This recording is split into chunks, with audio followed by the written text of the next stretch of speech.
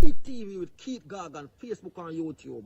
And that's enough to watch. The movie star fly take off from Pelpa Time TV, so that. Boom! A big sound, a big tune. Ja oli Emmanuel I, boy. Ja Gideon, I'm a Gideon. The Gideon, I'm a Gideon. The Gideon, I'm a Gideon. Well, Gideon go bustin' out them head again. So much oppression poor people face right now. Them crying out for freedom. Them crying out for free speech. Then said them want to stand up like them black liberators, like Malcolm X and Martin Luther and the ancient monarchy where come pave the way, sir.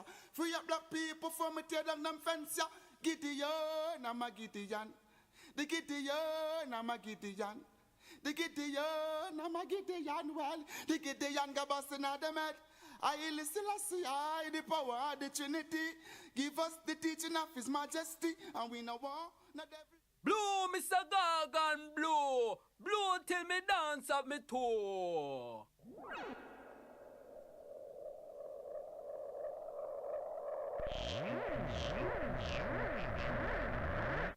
This is Sticky Stucky Sweet TV with Keith Gargan.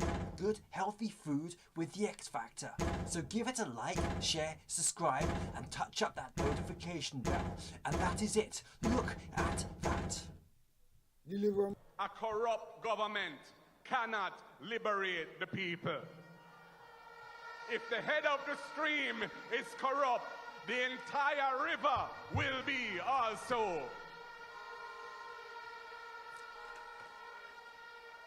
I do not support corruption. Corruption takes money away from children's education. It deprives hospitals of basic necessities. It means that roads are not fixed. Corruption deepens inequality. It siphons off taxpayers' money to make a few cronies richer with the political connections instead of benefiting the people. This government has been doing everything it can to weaken and undermine the Integrity Commission, which is an institution that I designed as Minister of Justice and brought the legislation to Parliament to fight corruption in this country. I have said it before and I will tell you again.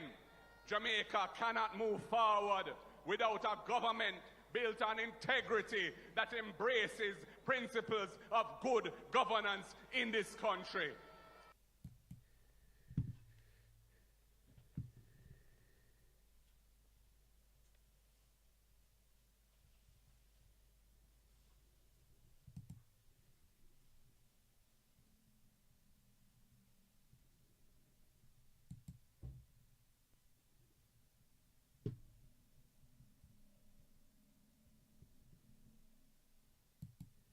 And me build Central Kingston, you know. And me build Central Kingston. Ramon in I'm yard when me a build Central Kingston. And you going in yard, go tell him and him brother, say come me go carry no to Rosie make she expose them in a politics. And me carry them, go expose them all about in a politics. And now Ramona undermine me. From 2016, Mrs. Madden down a Grace call me and tell me, say, Chris and Ramon and Sanjay, which is in brother, in the community, a campaign say, me can win the election 2016. Them go down a Grace go tell Mrs. Madden, and Mrs. Madden call me and tell me, Rosie, beware of them. Them a undermine you. So me know a long time, Sir Ramon and Chris and Sanjay did I do it. Mrs. Madden tell me long time and tell me, say, open your eye. And all me, Chris was more explicit and sure say him a fight. Somebody did avoid Chris, but Ramon gave the impression like Chris is the problem. Chris carry news and Chris got this and talk this and Chris. Every time I talk to him about Chris, him pour down everything on Chris. The time him did I do it. So now I know that Ramon was a snake and Ramon is the one that do all the things them way I do. I leave Ramon alone.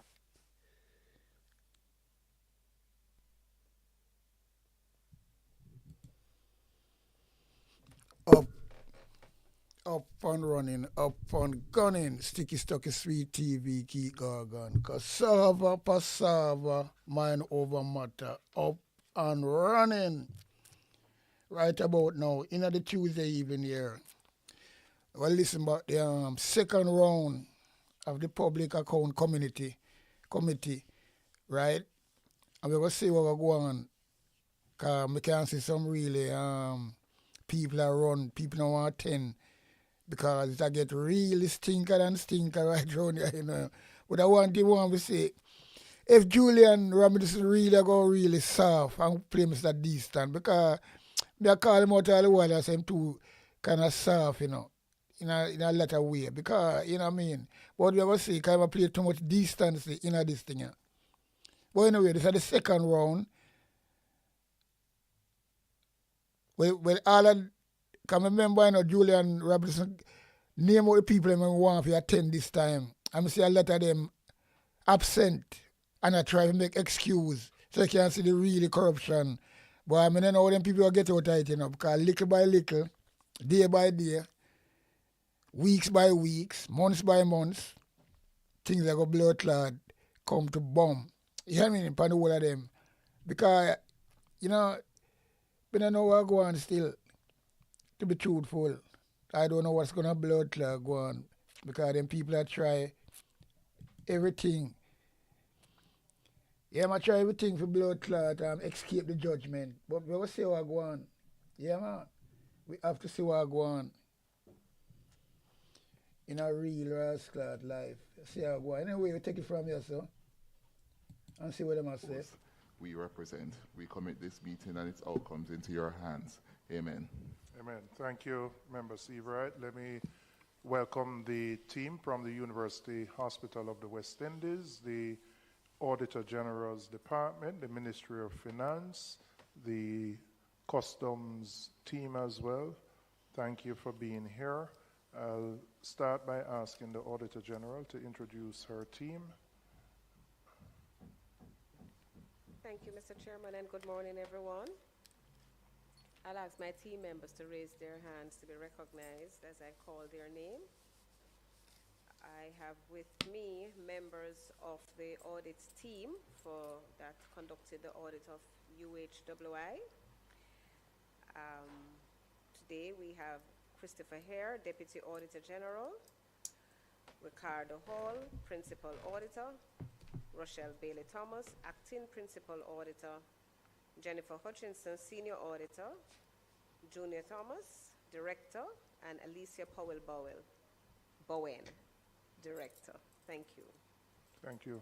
From the Parliament, our legal department is represented by Ms. Tiffany Stewart and Ms. Ashley Zimmermees.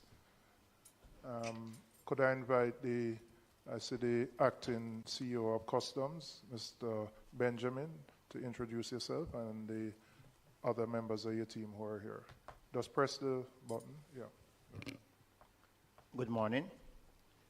Kurt Benjamin, acting CEO of Jamaica Custom Agency, and with me this morning is Mrs. Claudine Garcia Rattray. She is our Director for Post-Clearance Audit, and Mr. Perry Kent, he is the Post-Clearance Audit Manager. Thank you. Ms. Blake. Morning, Chairman, colleagues, and members. With me on my right is Jovel Barrett, the Chief Public Procurement Policy Officer, and on my left is Barrington Thomas, who is the Principal Director for Accounting and Financial Management Policy. Thank you.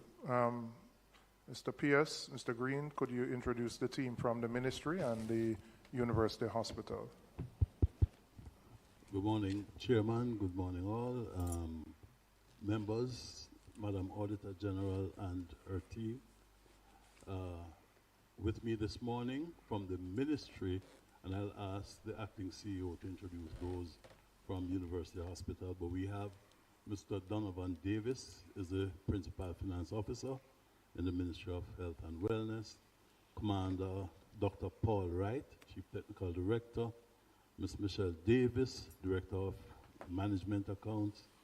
Ms. Brenda Lynn Bennett, Audit Manager. Ms. Michelle Walker, Chief Internal Auditor. And to gain some experience at the PAC, we have the matron or the Director of Nursing Services for the Kingston Public Hospital, matron Walker Nicholson, Joan Walker Nicholson, and with her sister Nadine McFarlane Stewart. We also have Mr. Howard Lynch, the Chief Technical Director for Policy at the Ministry.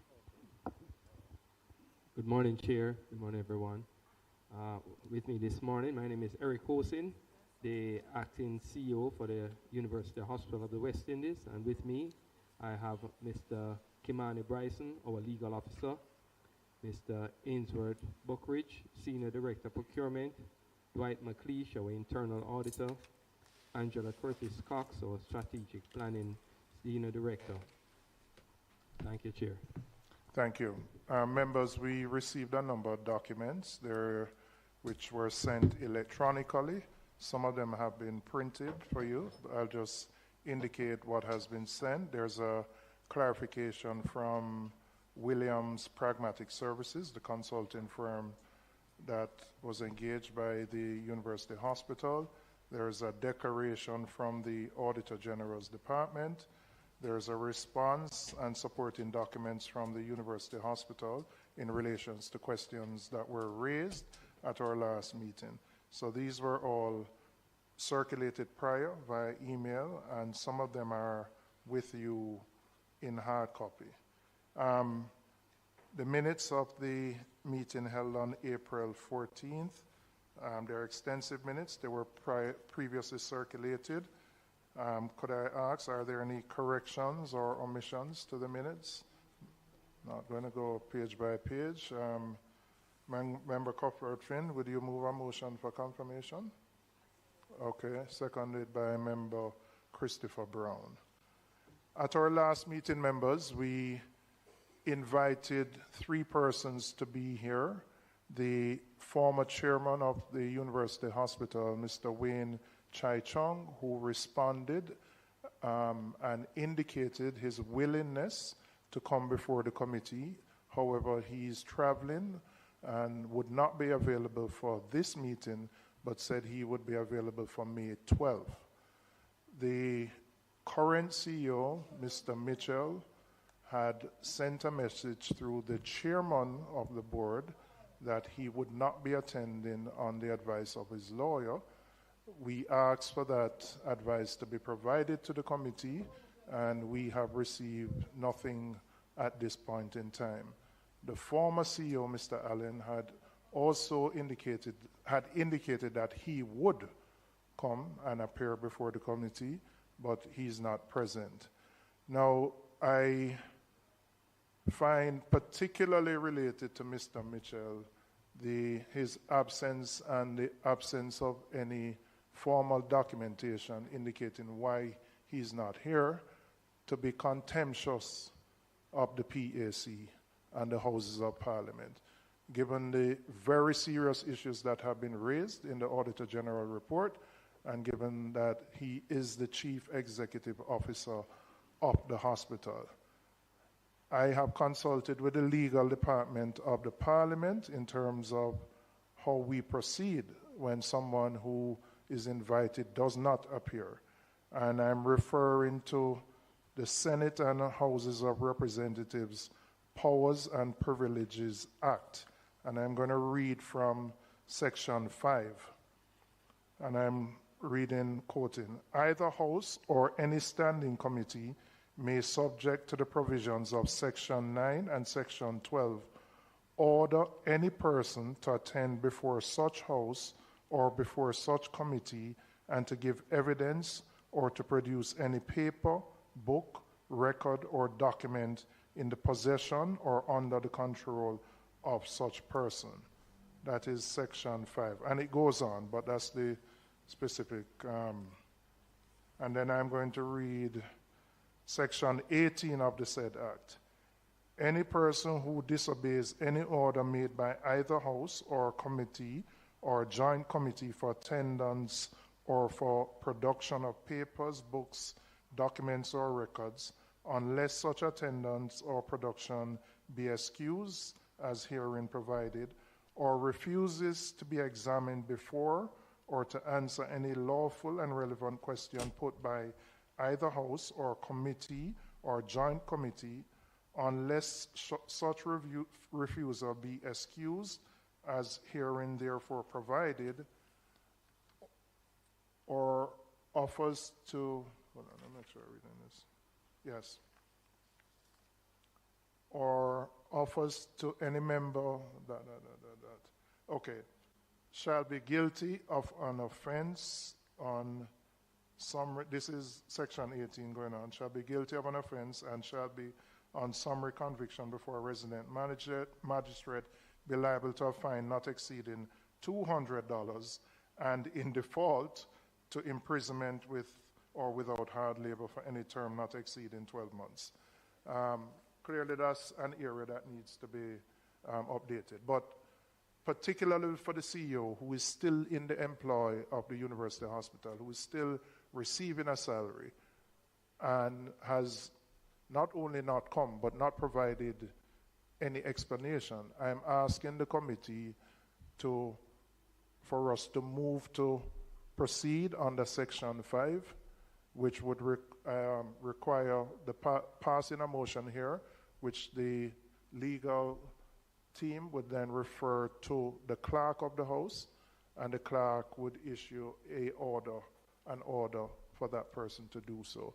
I'm going to invite, we have both Ms. Stewart and Ms. Zimenez, to either one of you to just explain the particular provisions.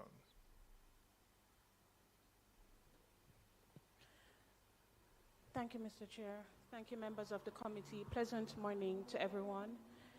As adequately stated by the chairman this morning, the Senate and House of Representatives Powers and Privileges Act provides the authority for a standing committee to issue an order for a person to attend and to give evidence.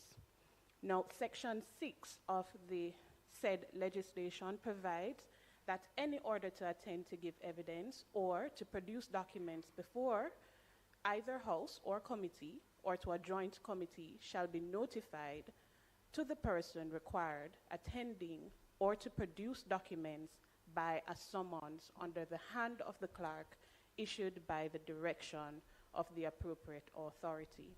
With that said, once it is, and having regard also to our standing orders, in particular, Standing Order 78-2, if the committee desires to summon any witness, the chairman shall supply the name, residence, and occupation of every such witness to the clerk of the parliament at least 7 days before his evidence is required.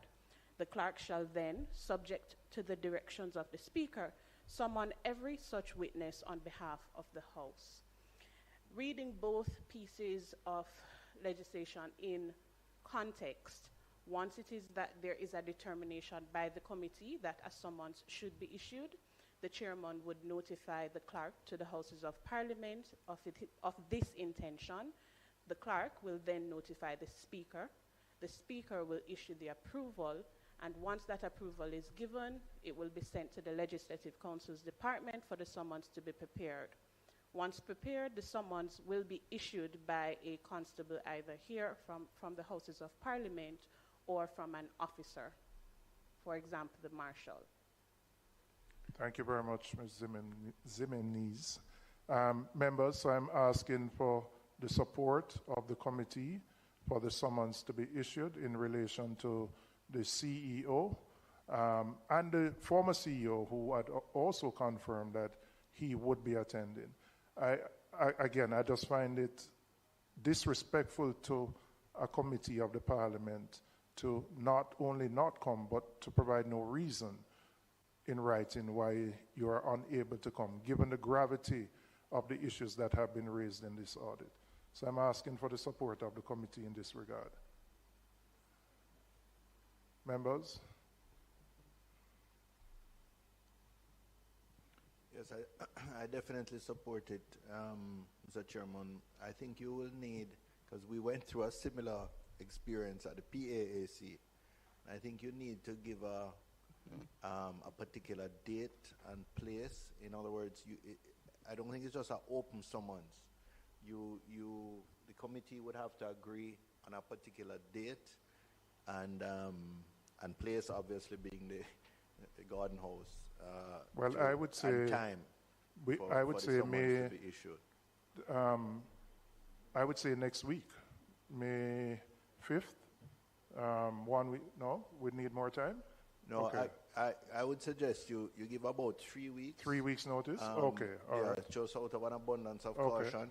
I know there, as I understand it, and having been here 6 terms now, there are situations where persons summoned or to give information can claim that they have a right against self-incrimination. That usually only arises in the case where some police investigation or prosecutorial investigation has arisen. But even so, they would then come and claim they should appear and then claim that right, or they are advised that they can't answer that question because it could be self-incriminating. But to just not appear and ignore the request and then the summons, I think would be contemptuous, as you said, and would require some action. But we really need to update that fine.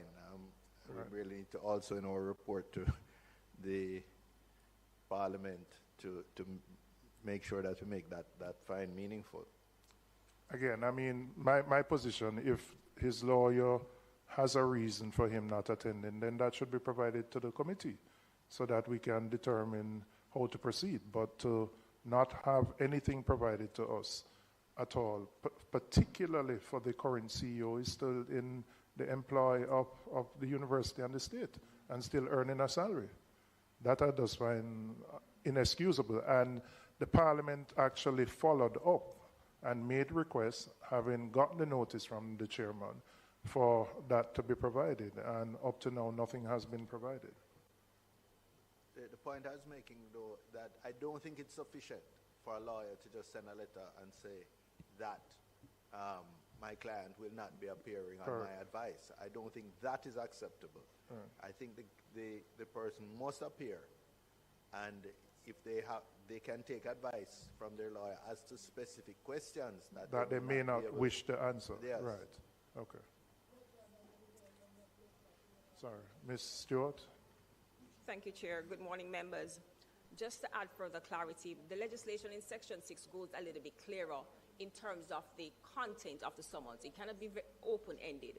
So it goes on to say, all summons issued under Section 6.1 shall, in compliance with Section 6.2, state the time and place where the person summoned is required to attend, and the particular documents which the person is required to produce. So for the purposes of the committee, are there specific documents that are required to be produced? Because that needs to be The main thing here is attendance, because the documents, we have a report from the Auditor General. Members have had over 2 meetings, questions which the current team are unable to answer, and the committee felt it was important for the CEO, who has been at the hospital for a very long period of time, to assist the committee in getting answers to some of those questions. So it's not so much documents, it's attendance and answers to questions that the committee may have. Very well. So it just should state the time and the place in All right. regards to the content. Okay, so your recommendation, we are at April 28th. Safely, you would want to say give 4 weeks to just administratively to deal with everything. So could we look at the following week, just to be safe? Yeah. No, the following week, just to... No, the following week, the 26th. I would propose the 26th, which is 4 weeks, to give enough time for the administrative process to be executed, and for us to... Sorry? Yeah. So so the specific... Okay, I'm just checking the availability of that date. As we know, there are a number of committees that also meet.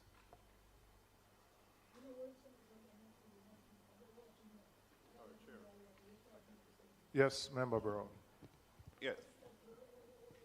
Thanks. I heard, and she's Mrs. Jimenez, she outlined a process as it relates to the summons and I don't know if it's an approval process. Is there in that process you mentioned the speaker,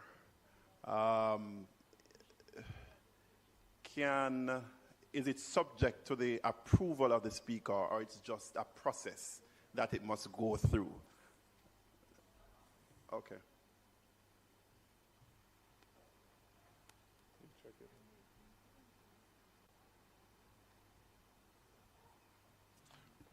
All right, we're waiting, but I just want an indication from members that we would be supportive of moving to the summon-in of the former CEO, the current CEO, and I would say also the former CEO to appear. The provisional date we're looking at is the 26th of May, which is 4 weeks from today, to allow that process enough time to happen. The committee clerk is just checking on the availability at that date. And once we have the availability, we will move to confirm that process moving forward.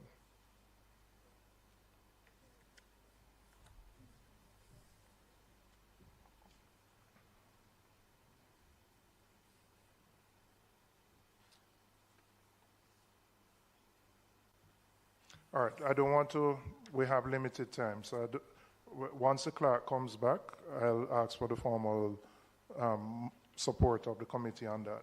But while we wait, there are a number of matters which arose from the last meeting, and I will start, Mr. Hosing. You provided for us a detailed listing of the outstanding statutory obligations of the university. Education tax, 3.5 billion, NHT, 1.4 billion, NIS, 1.6 billion, and PAYE, 11 billion, for a total of about 17.5 billion, and then you have the penalties and the interest. Now, I had asked you at the last meeting,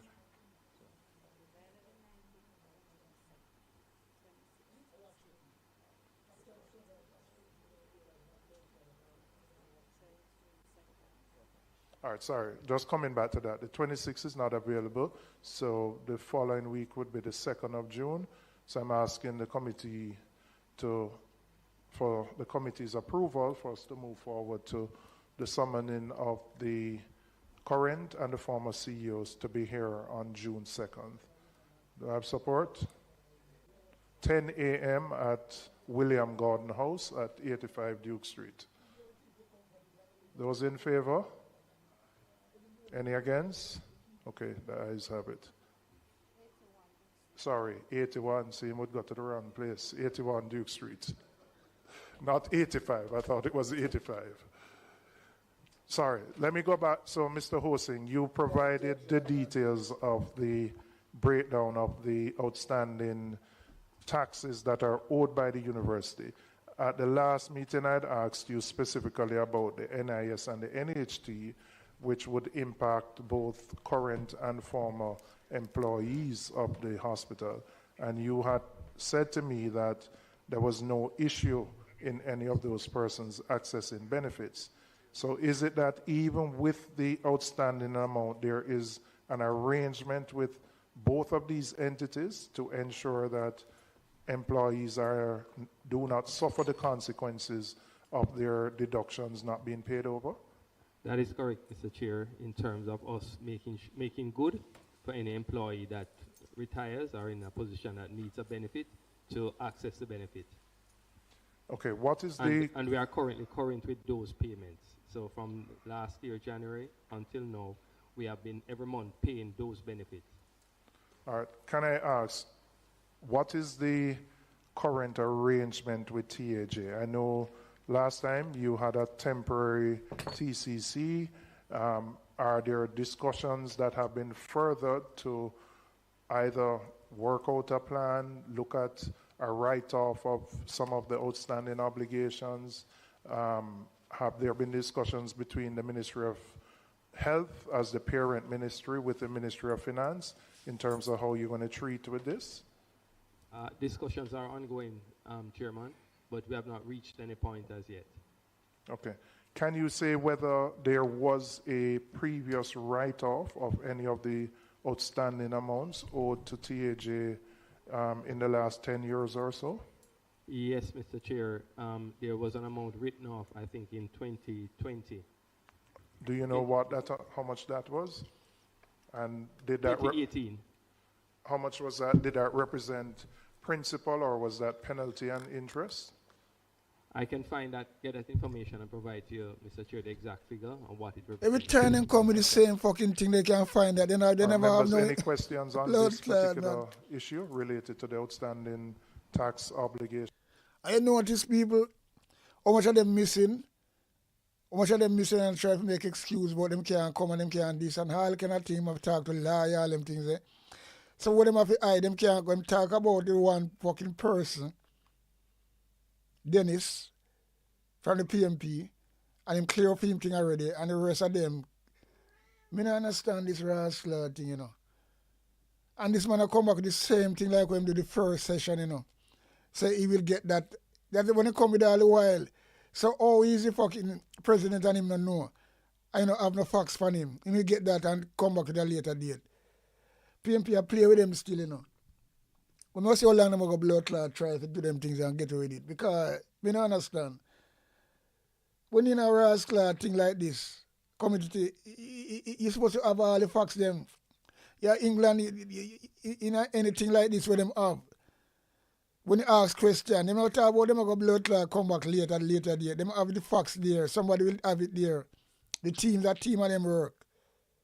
Only in Jamaica, them keep what them fuck here, you know. Come back with the same thing again.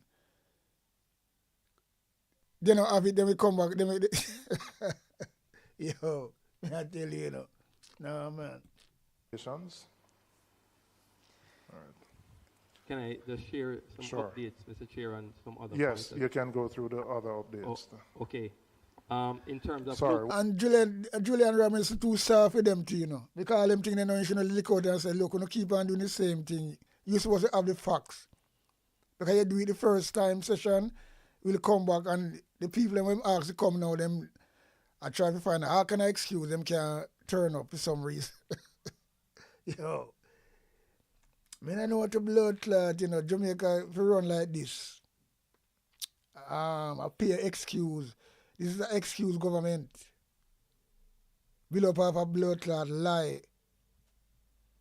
and corruption. Yeah. 1 second. Member Bunton. It's a joke. I'm looking at the document. You know, I want to meet Peter Bunting, you know. He's more aggressive more than Julian. Julian too soft. All of them see me make Juliet Wellness just call him up when him have the ammunition and throw back on her. Just because you never really know the standing order or something, we don't understand. Him too soft, brother. Him too cool. Him good at him job, yes, but him too cool and soft. But then fling him all over the place. So Peter Bunton will more aggressive. And that's all it is, and that's just the truth. Because the GLP, even not blood clot soft, you know, the whole of them aggressive, you know.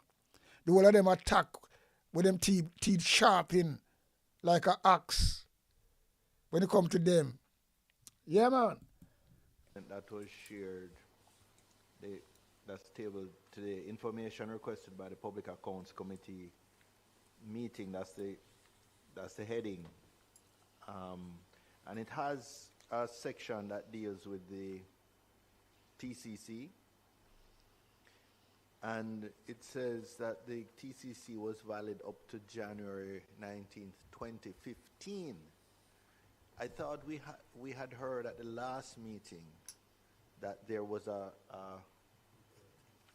TCC up to January this year. Okay. So, yeah, member, through you, Mr. Chair. To you, Chair. Let me just clarify. What happened is that the question was asked when was the last time we had a TCC, and when was it valid to? So it was then we have a temporary TCC which ends on May the 6th. So we have had one now for 1 month, which ends on May the 6th. Excuse them, them body, blood clot. And the question was also asked, yeah, how long have you been using the University Hospital of the West Indies private wing, which made known to many as Tony Twait's wing? And we don't have the exact date for that as stated.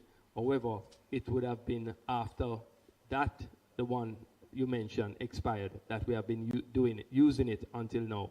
So it was about 10 years. Right, so because your last one would have been up to January 11 years ago. That's the last. So in essence, you have either been operating on temporary TCCs or you've been using the private wings TCC to do your business. Until about end of January this year, when we were using the Ministry of Health to assist us in importing items. But on April the 6th, we got a temporary one for 1 month, and we are making arrangements to try and get another temporary one for another month, a rolling monthly. So it rolls over every month? Essentially, he's saying that's that what we're for applying. 11 years, there was no TCC. For UA. That so is they correct. had to be facilitated either by the private wing or by the Ministry of Health. That is correct, member. Okay. Thank you for that clarification, because it wasn't clear last week. I didn't understand that such a extended period of time had been had passed since you had a regular TCC. Okay, so Mr. Chair, yes, if we can go through the updates. Yeah. The location of the missing files. We have now located 8 more missing files. One was found just yesterday. We did inform the Auditor General about 7, and we have an additional 1. The total of these 8 contracts is 65 million. Where were those files found? Just out of interest to me. In the storage area, in the procurement area, in filing rooms. So we hadn't looked in that area before? There was a search in that area, and we asked for them to continue and to look even further, and they have been able to locate these 8 files. So that brings us up to how many now? I'm going to come to that, Mr. Chair. We also reconstructed, as I shared last week, Mr. Chair, that we're going to reconstruct some files. We're able to only reconstruct 4 files valued at $35 million. We also identified, Mr. Chair, that there were 6 files that the contracts were cancelled, 6 of them, and those amounted to $109,146,000. We will be inviting the Auditor General's Department to come in and look at those documents. So you're saying 6 of the 51 missing files, the contracts were cancelled and nothing was done? That is correct. Okay. And well, that would require the Auditor General verifying that information. And we have various reasons as to why, based on documentation and so, in terms of the cancellation, which we will provide to the Auditor General, and I'm sure you'll get that report also, Chair.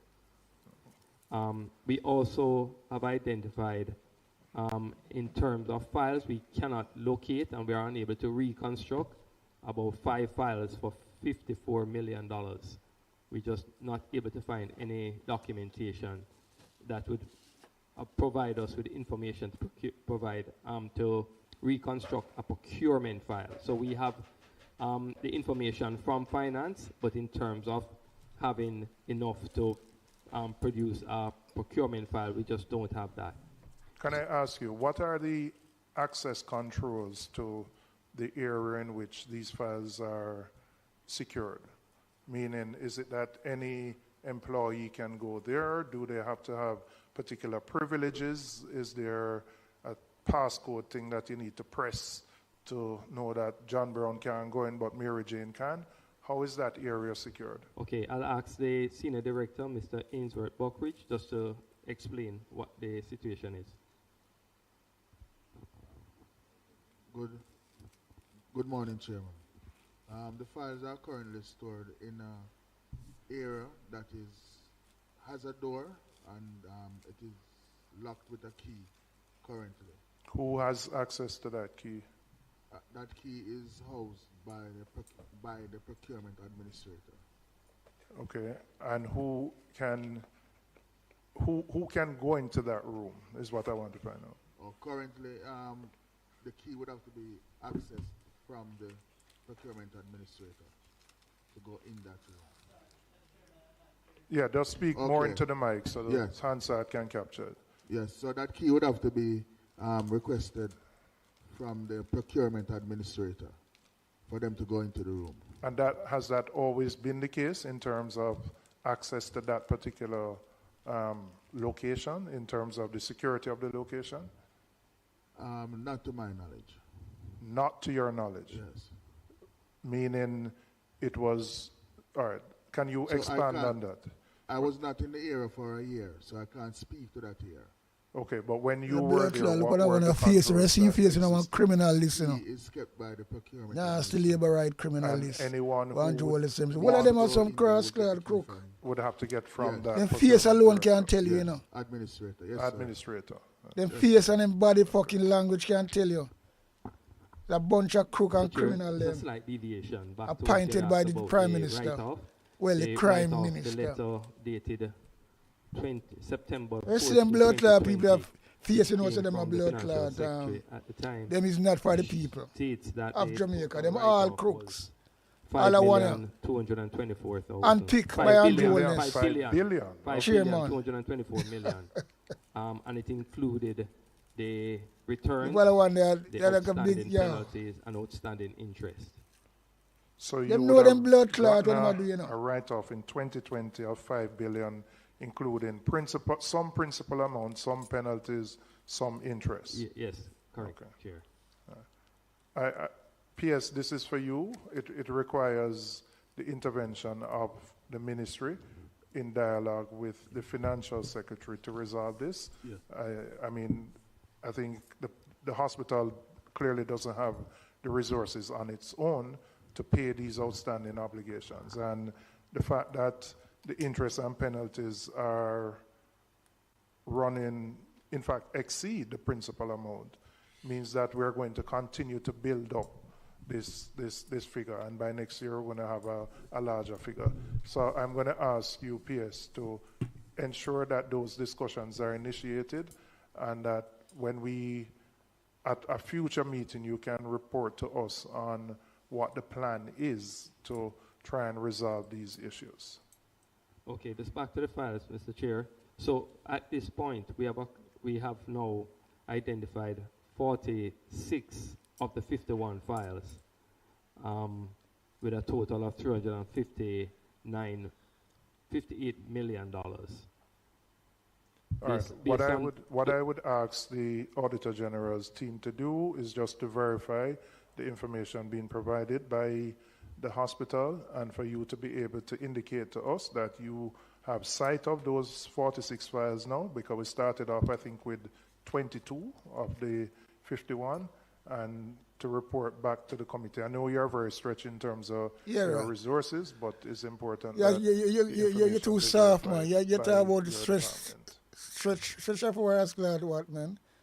Is it just a verification Well, process? pity upon these no, people. No. It is Yeah, to because start with verification, that's where I'm going, and then you have to do an analysis of what is in the files. But Yeah, at least to start with verification. Yeah, because if Chair, remember, the audit was a subset. that Julian was Robbins taken too of bomber was soft, and I the truth. contracts, and they asked for 51, which is a subset to undertake the audit. So I would want to understand clearly, apart from verifying, because it's a, we started out with 28. The CEO now says they have found some more. Some have been cancelled, amounting to 109. So it's a drip, and we're going through. So I just want to understand clearly from the Auditor General, what would be the process going forward now that the CEO has indicated that additional files which you would have wanted to have reviewed as part of your audit now have been found. and then some will never be found because there are now 7 that are reportedly cancelled. Five. Reportedly cancelled, and then there's 5 that will never be found as of now. 6 that have been Yo! 6 that have been cancelled. 6 cancelled, and 5 that we are unable, You're unable to to locate. find anything. Yeah. So where them I is? just want to understand what would be the next steps from the Auditor General in terms of those that now have been found and then those that are reportedly cancelled. Madam Auditor General. Thank you, Member, Mr. Chairman. Just pull the mic a little closer to you. Yes, I don't know that I can tell you the exact step that we're going to take because the chairman has said a lot and we need to analyze it. But once the Auditor General reviews a file and speak on it, I have to speak from a point of confidence and I need to be satisfied. It's not sufficient for me to say that the files exist because I will validate something without having done the necessary due diligence. Mr. Chairman, I understand your desire to have some level of comfort and better particulars around this matter, but I really have to emphasize that I just do not have the manpower right now. We have other audits that we're seeking to complete, and it's actually this audit team that is involved, and it will have a ripple effect. I am asking for time to complete the audits that we are currently undertaking and to return to the UHWI once the resources allow and to do a proper review. I am not satisfied with just looking at a file to see that it exists. I would rather to do to have a more thorough audit done where I can have confidence about bona fideness and as well as accuracy. Okay, thank you. I know you're not able to do so now, but if you could provide us at another meeting with even an approximation of a time frame, given the other obligations and the fact that your team is currently engaged doing other audits. Thanks, Mr. Chairman. I can draw your attention to the overview of the UHWI report, where I indicated that UHWI report is really part of a larger audit looking at the public health, and Cornwall Regional Health Authority is one. That audit has already been impacted because of the near-time audit of the Hurricane Melissa initiative that we're doing that is really consuming a lot of our resources. And it is necessary for us to wrap those audits up to move on, which is why I'm asking for time to allow the team to complete the review of the Hurricane Melissa initiative, which is quite time-consuming, as well as the Cornwall Regional Hospital. Okay, thank you, ma'am. There were some members, I recognize, you had your mic on, but you turned it off. But since Member Miller, then Member Seabright. But turn on yours, huh? You're not turn on. Yeah. Thank you, Chair.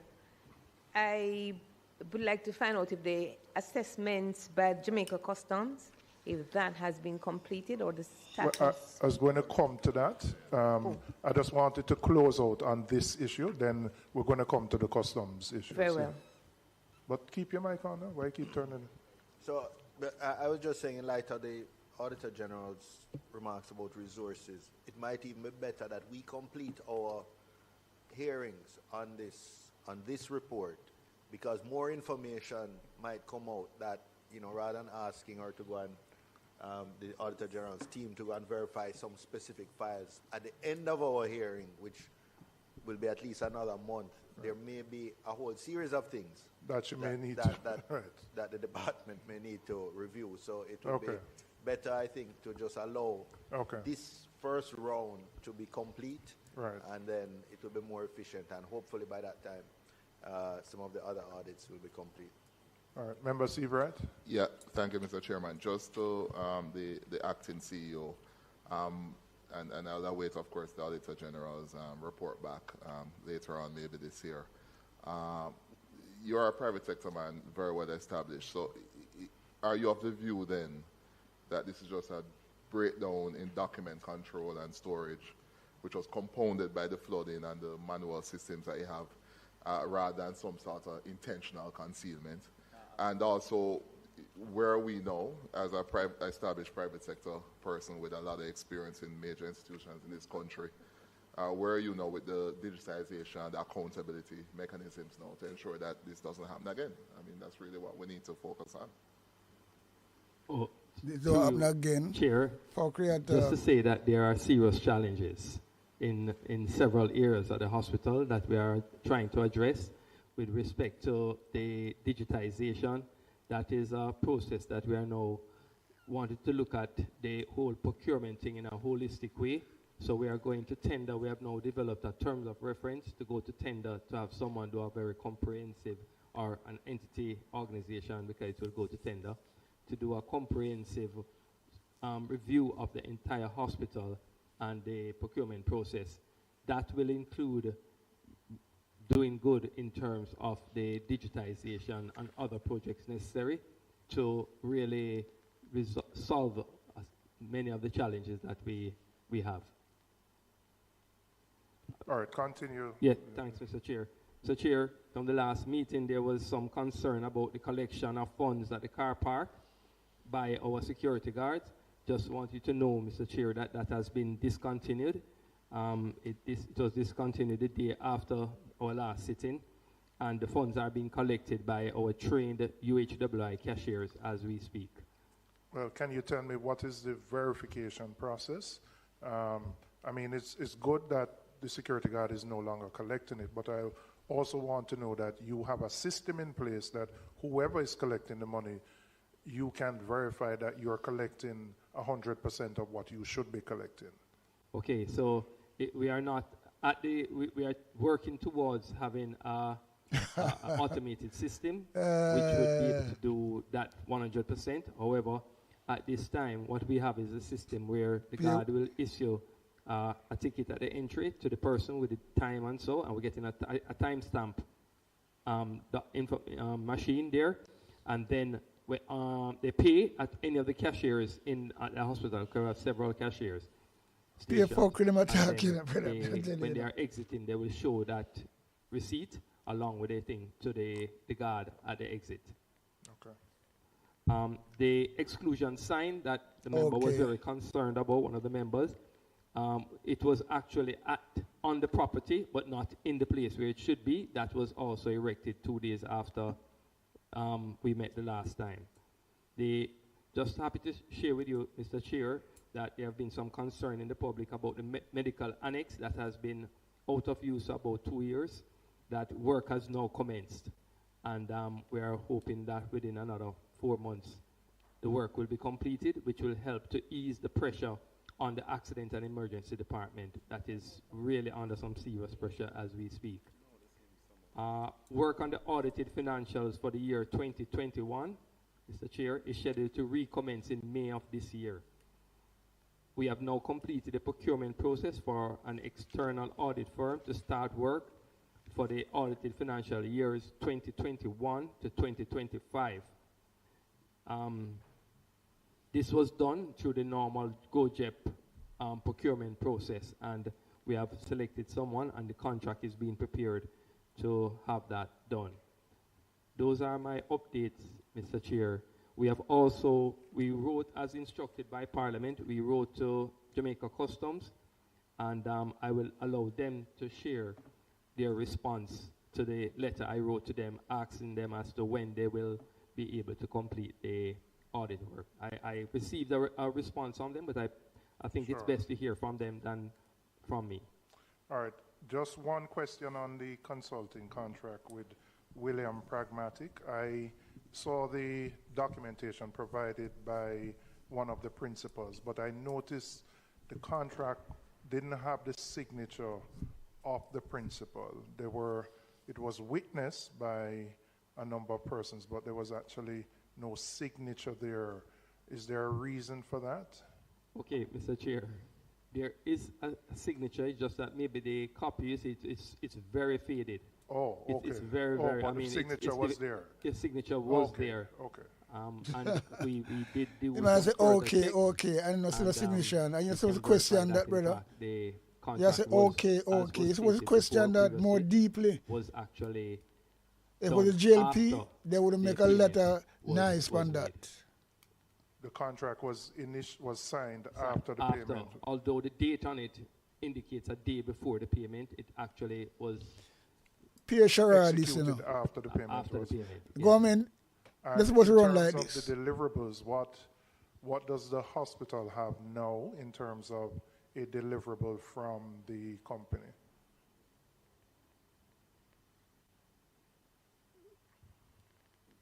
They have submitted, initially they submitted a few months ago interim plan. They have now submitted another document, a final, with some recommendations, which we will look at. They made several requests of the hospital, which we have not been able to provide them with information that we have not been able to provide them with, and they have provided and say this would be their final, as they do not intend to continue. Because the report, the objective of this report was a turnaround plan, which is clearly desperately needed for the hospital. So this has to be something that is treated as a matter of urgency, because you are in an untenable situation with, these are taxes. I don't know whether, and in fact I would ask you if you could indicate, I know you can't do it today, what the outstanding obligations you may have to private suppliers or other contractors, because I would assume, given the obligations to TAJ, you're likely to have probably other obligations. And so it's important to understand the complete picture of the indebtedness of the hospital.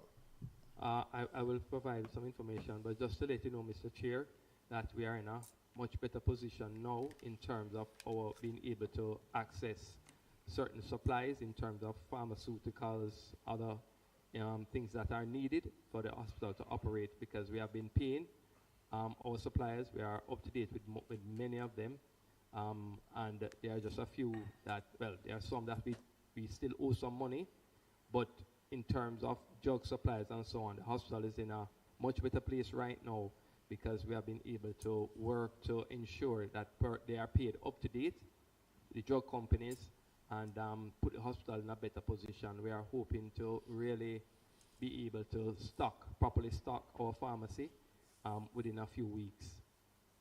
Because I must tell you, I've gotten complaints of the lack of very basic supplies at the hospital from medical professions, medical profession people who have said, doctors who have said they have had to personally buy stuff to attend to patients there. Well, just to let you know, Mr. Chairman, we are also doing something else. In addition to trying to tighten up the whole procurement process to ensure we get value for money and we don't pay more than we really should pay, we have also, as I said, been able to find enough funds to help us to be able to find the equipment and the supplies. And we are also putting in mechanism to prevent pilferage, because we have a problem there also in terms of items missing from the various areas or even on the wards and so on. So we are working towards just trying to fix it, because it makes no sense we buy more and lose more, but that they are used for the intent to save lives and to make people better. Okay, thank you. All right, members, I want to move on to customs. Are the questions related here, or? All right, let me go to customs, Mr. Benjamin. And I'll start first, if you could, Mr. Hosing had indicated that he had written to you in relation to the 4 companies. You had completed an assessment of 1. So if you could give us an indication of where you are at with the other 3 companies. And secondly, from my perspective, I want to understand the role customs plays in terms of dealing with the tax exempt status of the university, and whether there is any verification done on your part to determine that whatever is being brought in is actually for the hospital, being used for the hospital, etc. So if you could just start there. I know there are members who have other questions for you. Okay, so we have finished one, as you have indicated, one of the companies. The other three we have pretty much finished. We are in the process of reviewing and doing quality checks. So the auditors have finished, but the supervisors and the manager are going over the cases just to ensure that everything is in order. So in short order, the hospital will get the You can give me a time frame, 3 weeks, a month, 2 weeks, how long before those other reports would be complete? Well, the team is indicating 2 weeks. They're the one doing the work. Okay. They said that 2 weeks. Okay, all right, thank you. Yeah. So in terms of how you deal with the tax exempt status, I assume the university uses a broker or some third party to bring the stuff in. Just tell me how the process works from your part. So the university hospital has tax exemption under Section 14 of the University Hospital Act. It allows them to import items free of customs duty and GCT. There is a special ANC code, which is an additional national code, which is pretty much a free code. It's a duty-free code that is applied specifically for the hospital, and it allows them the duty-free exemptions. So the hospital will engage a broker. The broker will do up their declaration. In addition to doing up the declaration and utilizing the code, there's also a special declaration that is done by the hospital. And this special declaration is pretty much the hospital saying, we hereby declare that the items being imported are being imported exclusively for the use of the hospital in conjunction, and they name out the section of the act that it falls under. So they would say under Section 14 of the University Hospital Act. They'll sign that, and they Sorry, will... when you said they, you're talking the broker here. No. The hospital. The hospital will sign that, okay. Right, and so the responsible party, which is the CEO, would sign that, and they would submit it to customs along with the import declaration. And then our invoice inspectors would process the declaration. The act is very broad, so unlike other pieces of legislation that would probably say that it must only be this item or that item, it just says items being imported by the hospital. It doesn't have a finite list or anything like that. It's very broad. So if you saw a luxury motor vehicle... No, so motor vehicles are one of the... I just pull an example because you said it's very broad. But no, so it's very broad. But you obviously have a responsibility to protect your revenue and ensure that it is not abused. Right. So let me ask you, so can the university hospital designate a third-party company to import items on its behalf using that same status? And how do you treat with that? No, ought not to happen. It what? Ought not to happen. It not to happen? No, and if it is that we see an item, no, let me put it a different way, because they can, meaning that someone can import on behalf of the university with a purchase order. So you can, for example, go to a particular company, you're getting a software, for example. You could have a contract, and the contract calls for the importation of that software. But the contract would have to speak specifically that you're buying it for the university, and the university is hiring you. It's a bit different if it is that you bid on something and it is not stated categorically that you are importing it for the university. So all players would have to have the same level playing field, if you understand what I'm saying. No, I want you to go.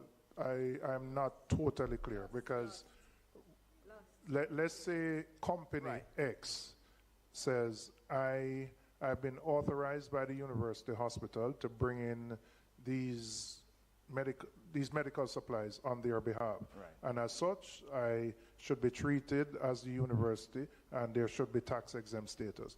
What is your process to verify that that is so? Turn on your mic, man. You're not turned on. Yeah. Go ahead. Oh, Go so ahead. there is a purchase order. So the university hospital would have to issue them a purchase order. They would also still have to sign the declaration declaring that the goods are being imported for them on their behalf. They are also on the physical declaration. So the company can't just turn up and say, we are clearing this for you, because you has to still be the declarant. The party with financial responsibility would be in a different box, but you would still be the declarant, and they would still have to give us that special declaration, and it would still have to be signed, and they would have to issue a purchase order indicating that they are fully aware that this item is coming in for them and it is being handled for them, as opposed to somebody who has just won a regular contract just importing something. So it's a bit different. Okay. And in the cases, well, apart from the ones that were flagged by the Auditor General, what is your process at customs to verify that that actually takes place and that there's no abuse of that tax exempt status? Right, so we review the documents. So once they have the appropriate documentation, we will process the declaration. If we see something that is out of the ordinary, the manager would still raise it to the level of the director or to the collector, and they would investigate to see whether or not that item being imported is consistent with the UE, especially if it is being brought in by a third party. But once they have the requisite documentation and it's signed by the hospital, then we generally process the declaration, because that is the process. All right, you provided to us, and I have it on my laptop here, over a 10-year period, the number of items, the value of those items. I know, I'm coming. I know. No, I'm not moving on to another point, because still the customs point. Huh? No, man, I know. No, man, I know. Absolutely, and I do in both. The question, so, no, man, I'm coming to you. You provided to us over a 10-year period the amounts and the value of those items that were brought in by the university hospital. Are you satisfied that, from your own process, that those are legitimately the university hospital's items? Well, I can't say that I'm satisfied. We are conducting an audit, not just into the 4 companies, but we are looking broader, and so at this point in time, I can't say that we are satisfied. We would have to look, and at the end of the process of looking, then we can say whether or not we are satisfied, but can't say that at this point. All right, let me Member Clark, who was waiting a long time. One of the things you know, Member Clark, whether we stay here till 2 o'clock, you will get to ask your question. You don't have to worry about that. Go ahead. Mr. Chairman, with all due respect, I don't want to go too far into what you are saying, but you must understand that you are there to mediate, to cheer, and to see to the smooth flow. I do that, plus I have a right to ask questions. Not for you to ask 10 and 20 questions and a trot. No, man, I can't do that. I can't do that. We understand. We're on the same page. Because we're trying to get the answers. We're on the same page. Through you to customs. If a commodity, a product is shipped in Tom Jones's name, can Derek Brown just arbitrarily get up and go and clear it? No. No. Can Derek Brown get an authorization letter from John Brown to clear on his behalf, even though he's not a custom broker, just a regular person? It depends. It depends on the value of the item. Because it depends on the value. Right. You have so let's say a commodity in the range of anything over $9 million. No, a letter of authorization. So we have a form called a C-73 form, which is the authorization for one person to act for another. You can fill that form out, have it duly endorsed, and lodged and pay the requisite fee at customs, and that will enable you to legitimately act for someone else.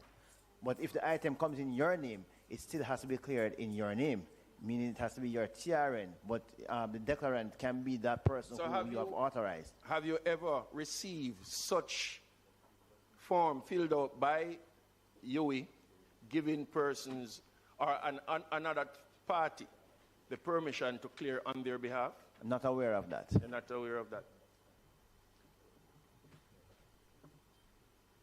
How do you accept checks for payment for goods? Is it that Kensal Limited can draw a check on their name and pay for goods for polythermic company? We don't take personal checks unless they are guaranteed checks. Guarantee checks. You have to have like a bank guarantee with Customs for us to take a personal check. Fine, let's say all of that is in place. What I want to know, can I take my company check and pay for something that belongs to member Delano's company? No, what I'm saying is that you can take your company's check and pay for something that belongs to you. No, not me. So Delano's. So that's what I'm answering. I'm saying no. No, full stop. Right. So, Customs would have had a situation that is before us. And I asked a question of the CEO last meeting if they were the one who paid for the shipment that is in question. And the answer, Mr. Chairman, through you was no. But it is also provided in a document that some 10-point-something million was paid for some goods by a third party for UWI. Explain the process to us. Let us understand how you get from stage one of the check being presented to you to the final stage, which was accepted and goods turnover. I'm not sorry for understanding your question. All right, let me try and make it clearer. No, I think I understand, but I'm not understanding at the same time. So let me try and explain the process. So let me make it clearer so that Right. when you answer from a point of understanding. Fine. A certain commodity was imported. The tax exemption code for Everybody know already. Everybody know already. Everybody know already. Everybody know. Mr. Chairman, can I be protected, sir? You are asking me for protection. What's the distinction? You say I give you plenty rope, you know. Go on. Jack then right. would have been in question for the usage of the UWI exemption code. The product was paid for not by UWI check, but by another check provided by Jackden. Yet the goods is in the name of UWI. Explain to us from stage one to completion how that was done. Well, I'm not aware that a check was used to make a payment. But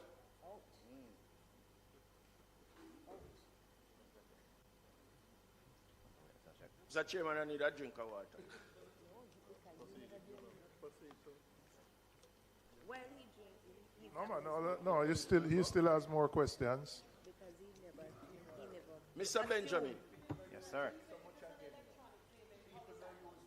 Transfer.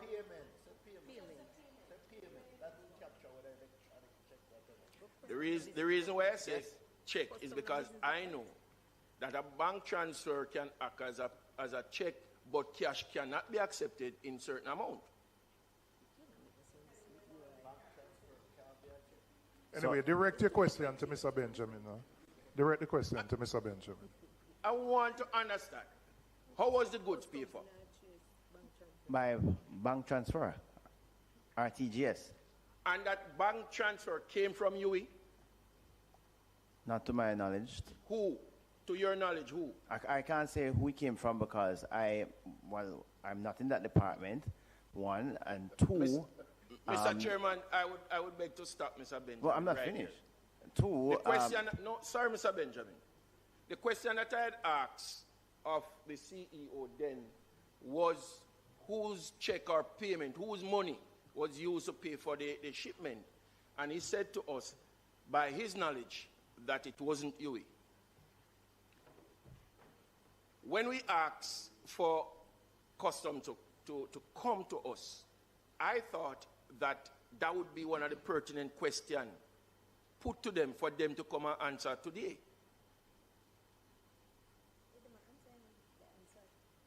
So I beg of you, if we could get some answers as it relates to that question.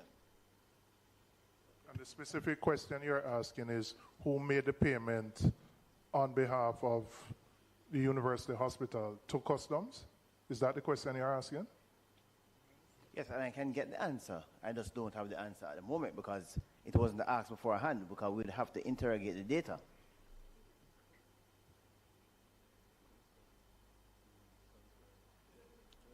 Waiting. Okay. So I'll wait until the answer. Okay, all right. Let me go to member Miller and then member Carencia. Just pull the mic closer to you when you're speaking. To customs, all four declarations received, were they signed by the CEO for exemption? Yes, they were by different CEOs. Are you in a position to say which ones were signed and by whom, which CEO?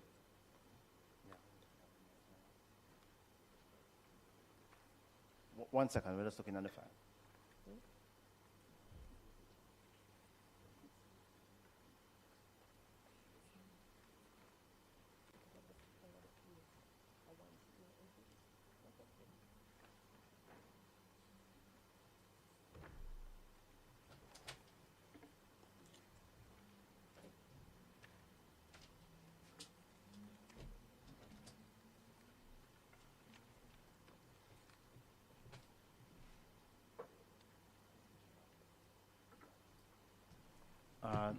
The Jack Dens declaration was signed by CEO Kevin Allen.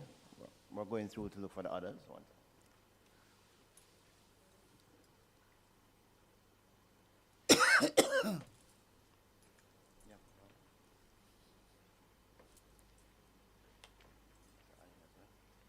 Supreme Laundry's declaration was also signed by Mr. Allen.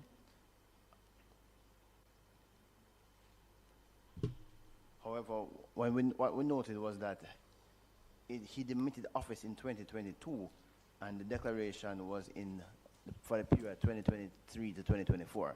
So he would no longer have been in office when that declaration was signed. So we surmised that they had some pre-signed special declarations that were being used.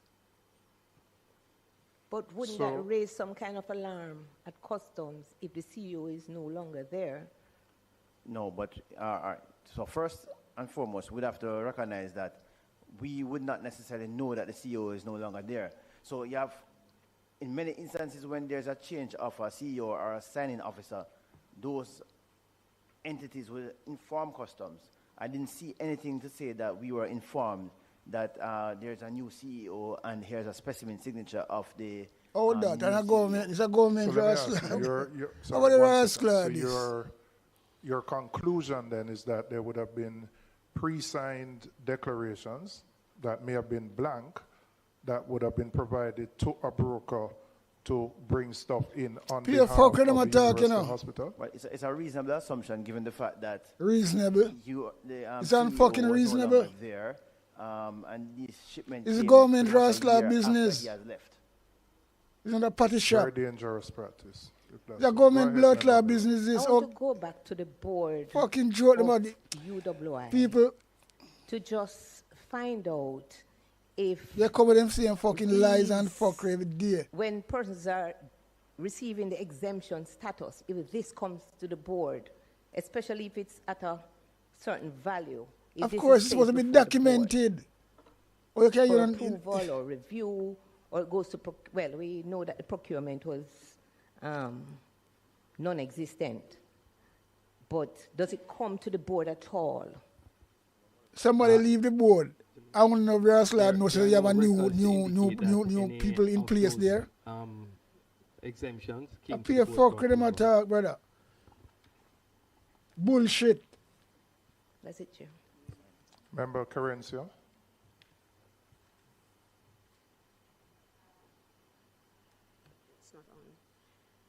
Thank you, Chair.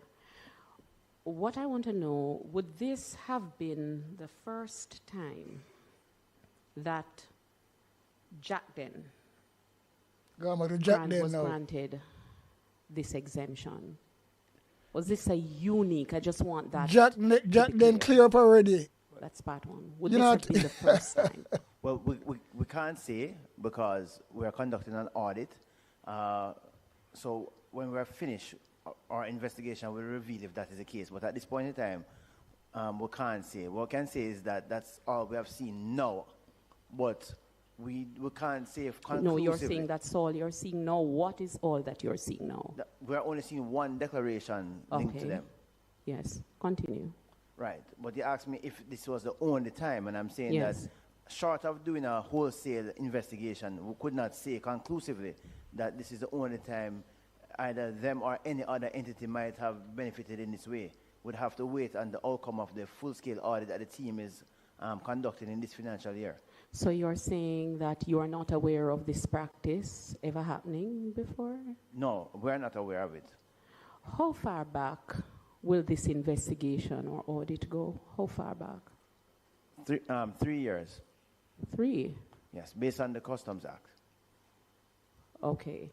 And if at all it is revealed that there were other companies that benefited in the same way, what, if any, action will be taken? Recovery of the government funds. Thank you very much. And how soon do you contemplate that this audit will be concluded? It's been started this financial year, so probably in about the next month or so. Yes. They should be undergoing. It's a massive audit, and so we're breaking it out into, I think it's 4 teams. 4 teams to tackle this audit. Permit me, Chair. You're saying that it could go back as far as 3 years? Yes. No, 3? will, not could. Will. We will do the 3 years. We are working closely with the Revenue Protection Division as well. So they can Meaning go that beyond that. 3 years Yes. for you to be able to collect revenue. Yes. But could you go beyond that just for information purposes to say that this has been happening for 10 or 15 years? Because that would be useful. So we can go up to 7 years Yes. if we can prove fraud. So if we Yes. can prove collusion, then we can go up to 7 years. Thank you. Mr. Benjamin, to your knowledge, how many public entities have a similar type of tax-exempt status? And what is the process that Customs employs to verify that goods being brought in are actually for the benefit of those public entities? So I couldn't give you an exact number off the top of my head. What happened is that you have some, like the hospital, the University of the West Indies, UTEC and others that do have benefits under their own particular legislation. You have others that are beneficiaries under the Charities Act. And so we do periodic audits. As you would well imagine, it's not going to be really easy. You can't audit everyone. And so we use risk management. We are actually doing a comprehensive review now to see how best we can tighten that framework. The Ministry of Finance has asked us to look and to see what kind of recommendations we can make to ensure that we don't have a repeat of this. So that review is ongoing right now. Okay. Let me go to Member Miller-Brown, then Member Cuthbert. I think Mr. Benjamin didn't complete his response with respect to which CEO signed the declaration. You mentioned only 2. Right. So, 1 second. And when? Willman Sales was Mr. Mitchell, Fitzmitchell, current CEO.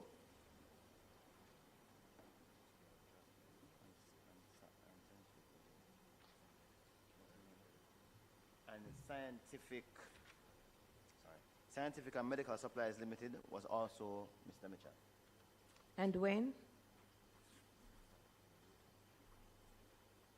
1 second.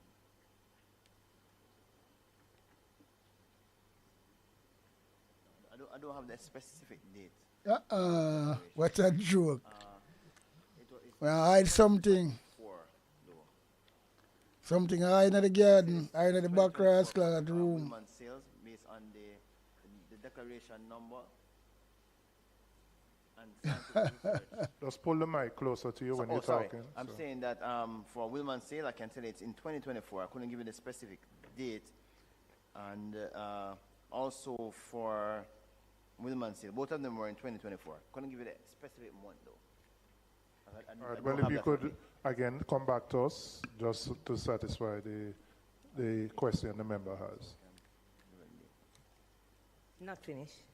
The entries you received, the custom entries, is there a plan to audit to see in the stores at UA what is exactly there? What items are there at UA and what? Based on the entries from your customs log. Right, so that will form part of the audit. When we go, we're going to do a verification. How soon will that be done? And will this committee? Right, as I indicated earlier, the audit will be done during this financial year. It should start in about a month. And as I said before, it will be done with 4 teams given the scale of the audit.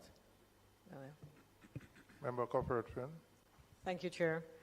Through you, Chair, for custom, Mr. Benjamin. Just going back to the pre-signed declaration, you mentioned, I believe, that Mr. Kevin Allen's signature was on, they were on a few documents. Correct. And you mentioned 23, 24. The question that I want to ask, and you just mentioned that another signature was on documents in 2024. Correct. What I'm curious to know is if there's any overlap where, for the same year, for the same period, if we could do a deep dive on that to see, because as you said, you would not know when CEO has moved on, when they leave.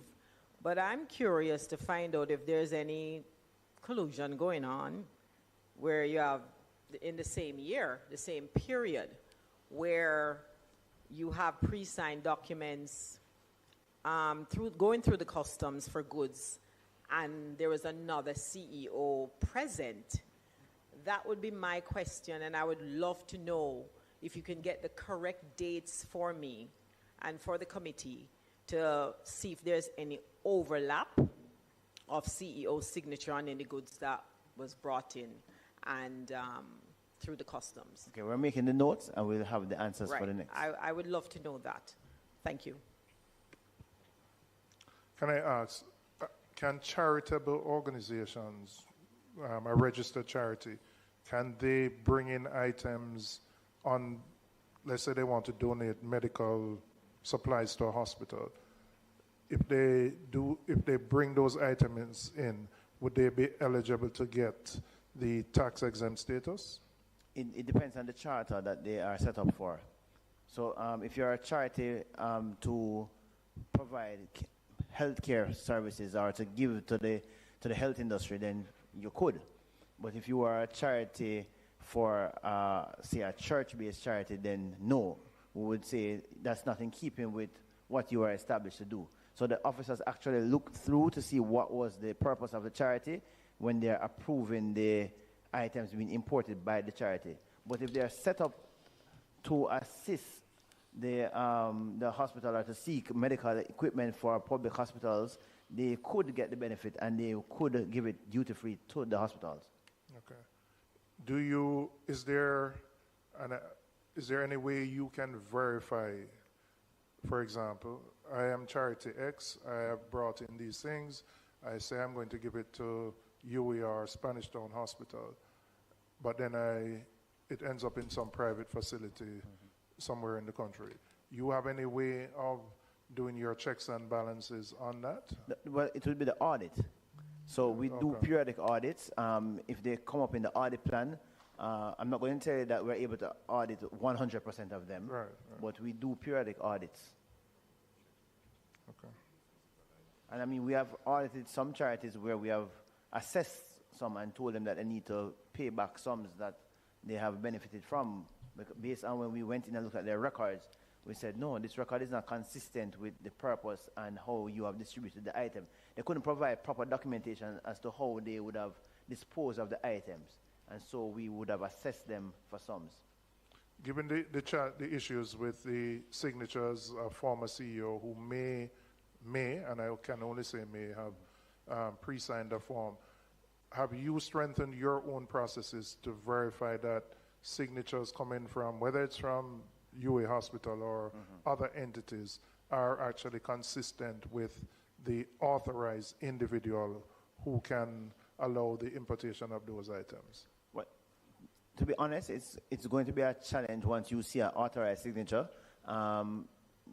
We can call to the verification, but what we're really looking at is to see how best we can work with the Ministry of Finance to streamline some of these processes to ensure that there is no abuse using technology rather than manual documentation.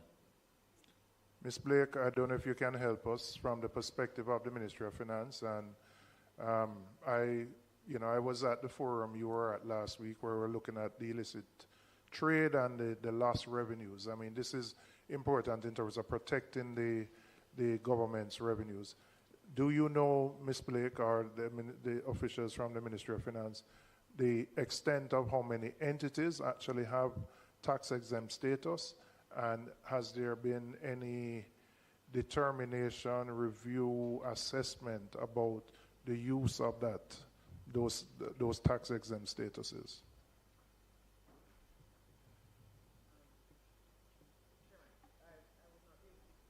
Hold on. Somebody up just release a mic so I can allow Ms. Blake. Yes, go ahead. Right. I would not be able to give you a number at this time. There, as was said by Mr. Benjamin, there are several legislations that allow for tax exemption. There are also government entities that get tax exemption, and there are also some agreements, like with a particular country, or if there's a project and you're getting funding internationally, they sometimes stipulate what kind of exemption is expected, and the Ministry of Finance looks at those agreements to assess if we are in agreement for that particular project, etc., to be granted exemptions. So it is a wide group, but I could get the information. Yeah, I think it is important because it's a potential loophole that we could be losing millions of dollars, which are important to support all the things that the government needs to do in terms of maximizing its tax revenues. So if you could come back to us on that, and I would say that entire regime probably needs to be assessed and reviewed to ensure that it is actually being used for the purpose that it was designed for and not being abused. Because we're dealing with one entity. Customs will do its own investigation. We don't know how much we will see, but we're only dealing with one entity. We don't know how far and how wide the system may be abused. Member Miller, I had interrupted, then Bunting, then Corporate Flynn. Mr. Benjamin, where are the containers stripped and examined? Is there any instance where the containers have been inspected by customs at a site other than UE?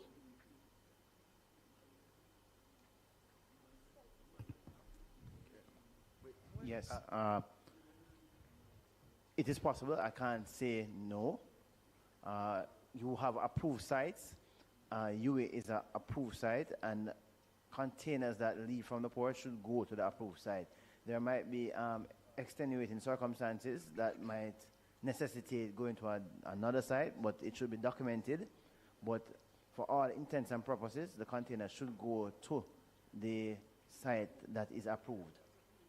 Under what circumstances would it not be inspected on the UA but go to another site? What circumstances?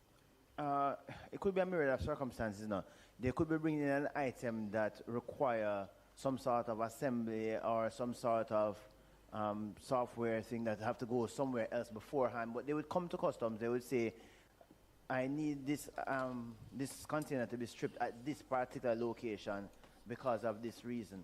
Because you're approved as a site, so we actually have a site committee, and you have to apply for site, and so we will approve you based on certain conditionalities such as cameras, the security apparatus, and so forth.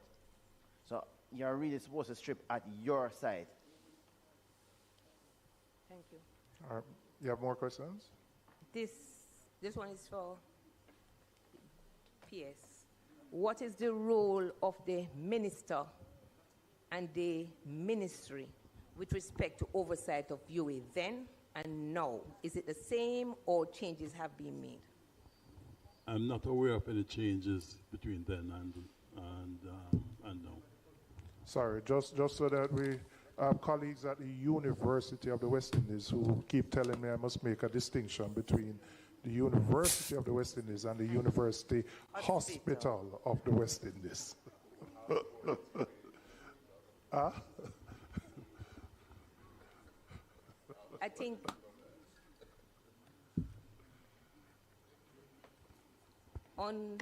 I don't believe it's the last occasion, but before this committee was made aware that the ministry was not aware of some of the decisions made at the board level or even by the UHWI.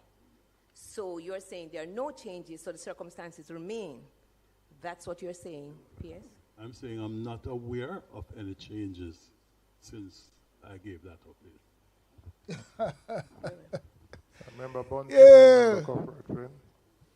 And pussy, you see, man. Two questions for Mr. Benjamin. The first is a follow-on from Them pussy, yeah. Smila's question. Them teeth in pussy, Stripping all of the yeah. container. Nah, Many sir. importers don't have an approved site, need to so they lock would up, have to throw use away a the third-party pocket. site to strip the Yeah. containers. My understanding And is the to stripping block process is those really customs and confirming that what is on the declaration is actually the goods in the container. That's correct. But once that is confirmed, that's in a sense the end of customs rule, because those goods can then be transported anywhere thereafter. You're correct.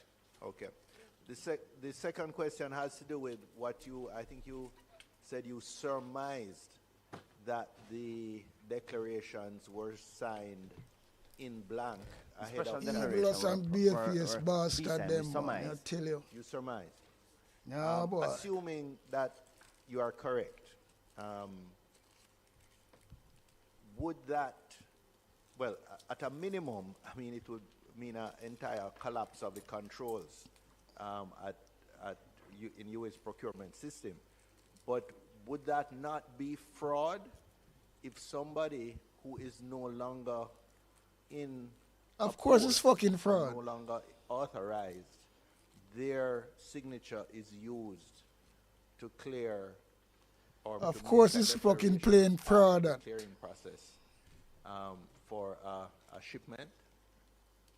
Well, given that Big I'm not a fraud. police officer, and I know that this matter has been investigated by other eminently qualified, like MOCA, the Revenue Protection and so forth, I would leave it for them to determine if it is fraud. But we just point out the facts as we see them, that this seemed to have been signed in the absence of the CEO being in the position at the time when the goods were imported. Okay, I thought customs had a enforcement unit or a investigative unit. Pay blood clot fraud, you know. We do, and as I said, I would not conclude fraud. So Run we are right through the working government. as we speak with the Revenue Protection Division, and so other works continue. But I couldn't come here and say that we have concluded that it is fraud. Okay, let me Because you know ask it's you fraud. again. Is this a practice? And at you are you part of it as for well. CEOs to sign blank declarations to facilitate Big fraud that, you know. importation? Plain. I have not done any, and I cannot say if the previous CEOs did the signing of blank declarations. Anybody from procurement who is here from UA can Him say not done any, but I think him in him teeth, you know. Can say if they are aware of this such a practice? No. But it certainly wouldn't have been authorized by the board. No, well, as I shared before, the use of this tax exemption status, all the records indicate that these things were not brought to the Peer board for any crookery go on approval the government or and for the university, you know. Peer crookery. Thank you. Member Corporate Win. Thank you, Chair. Just to go back, I also wanted to find out the shipment for Jackden. What year was that? And was that the signature? You mentioned Mr. Allen's signature. So I'd want to know what year that was. Also, with all that has happened and come before us and the nation, I wanted to find out from customs, what do you have in place now? Because as you said, you're not aware, and it's not really for you to know when a CEO leaves. It's really for whichever company to send that directive to you, to give you, provide that information to you to say, how are you going to, or how do you plan to go forward to cover yourself as when, with this now being in the public domain, as far as, you know, making sure that there are no pre-signed documents at the customs, and also to verify, to make checks, to make sure that whatever is coming from UHWA or any other company for that matter, who has tax exemption, to make sure that it is the CEO who is now in place, that's the approved person. I want to know, just to go forward, as to what do you now have in place at customs, and again, the year that Jackden shipment was cleared with Mr. Allen's signature on that. The year was 2024. In relation to And that, Mr. Allen left when? 2022. So Mr. Allen left in 2022. However, you're talking 2 years. So that is why it's important for me now to find out that overlapping. Right. It is very important for the nation to find out. Because did UA make any other purchase during those years with another signature on? That is concerning. Very concerning to me, and it should be concerning to the nation.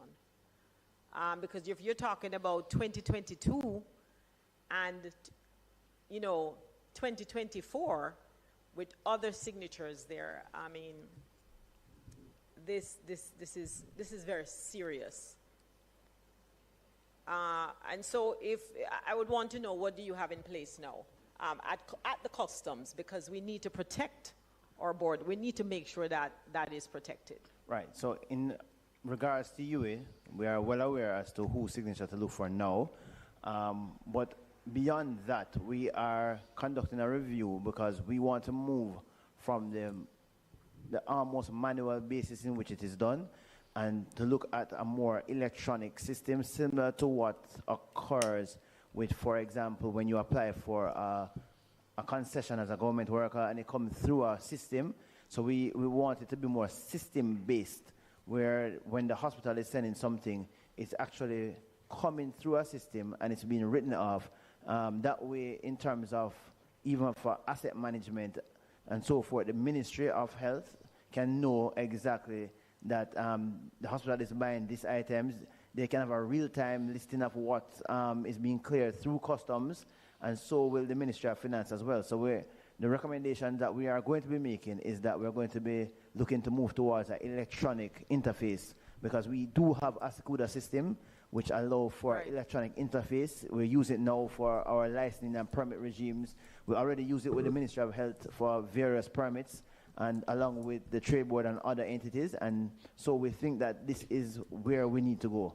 Well, that's been in place long time from day one. Again, so you will have a more robust system in place to make sure that this doesn't happen. Correct. Correct. For you, Mr. Acting CEO, you have a very, they're eminent people on the board, and I know that persons. What will be in place for future, or what's happening now?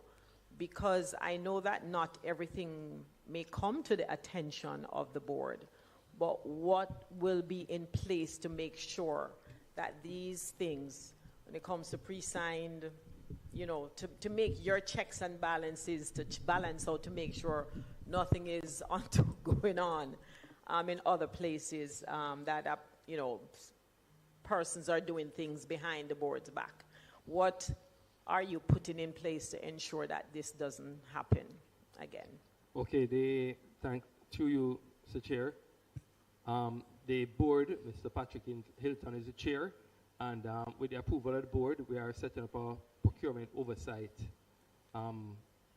systems within the board to look at various things, including that, and they are supposed to be putting together the terms of reference, in order to have a greater oversight by the board of the whole procurement procedure, the whole procurement of items on an ongoing basis.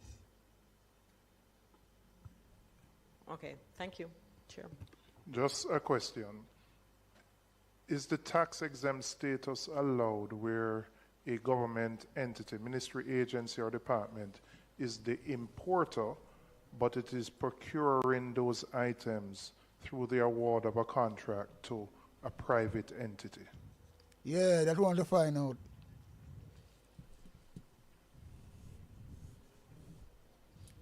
Of course, is it? That's what I do. It's how long it takes for blood to answer. The circumstance.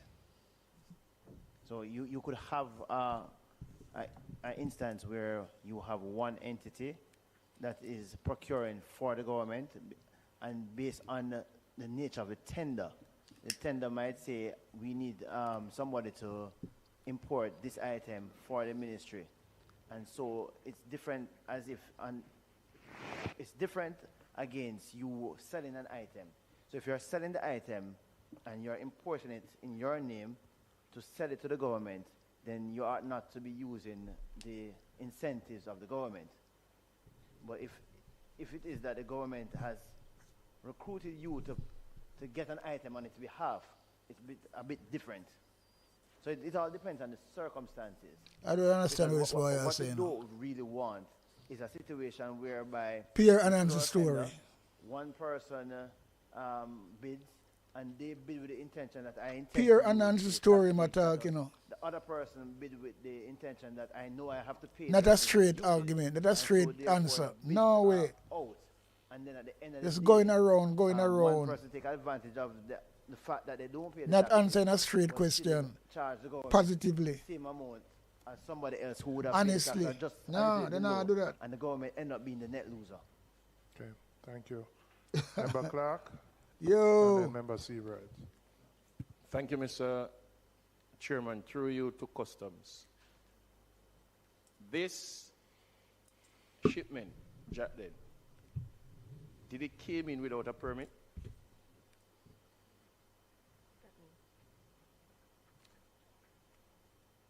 Here's a pussy I come ask some question. Jack then, then this one Jack then.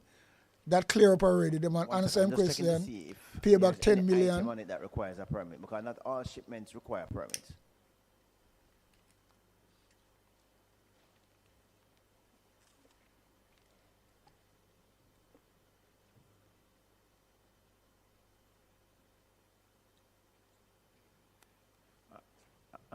Based on the scan of looking at it, we're not seeing where a permit was required for any of the items.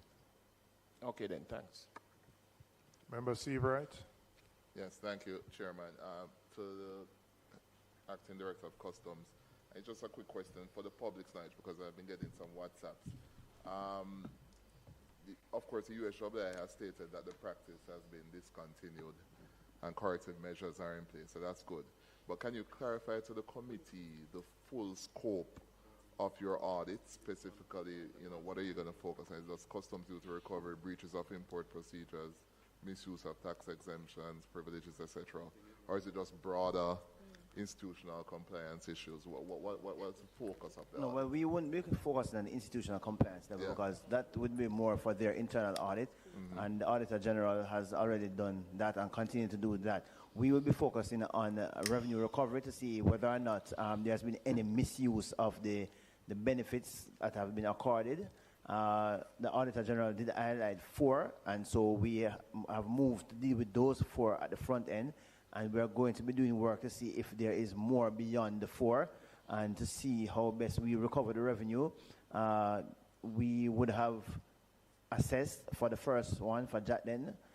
We would have sent the assessment to the UA. We would have also indicated to them that there will be a breach because there is a breach of the Customs Act because there has been a false declaration.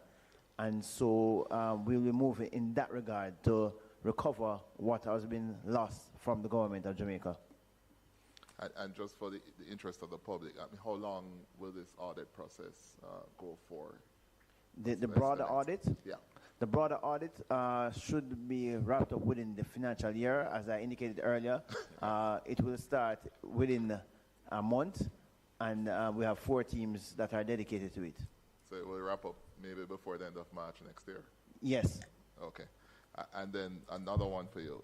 No, and you touched on it a little bit. Given the issues uncovered, would you say this matter highlights a broader vulnerability across public bodies regarding the use of tax exemptions and so on? It highlights the potential, and so it indicates that we have to move to a more electronic platform, a safer platform, a platform that we can monitor more effectively, one where the approval and the authorization is being done by the persons who have the requisite credentials. So, for example, if this were a secure platform, the current CEO of UWI would be the one who would go online and would enter and give the approval. And so there would be no argument as to, oh, you're using a signature for somebody who was no longer there because that person would no longer have access to that system. So that's why we want to move to an electronic platform. And would that include like automated TCC verification, stuff like that? Yes, well, we already have that. So the ASCUDA system does automatic TCC verification. It reads from the TRN to ensure that whoever is using the system is so authorized, and it also has a table to ensure that the person who is using the benefit has already been approved for that benefit. So I can't just go on and try and access a benefit that is for UA or a bauxite company, for example. Okay, thank you. Member Miller? I noticed that you're strengthening your procurement oversight at UA Hospital. Just curious whether or not you had requested any drawdown for Melissa with respect to Melissa relief funds, and if at all this went to the board, and how much? There are no records showing me that any requests was any such requests were made.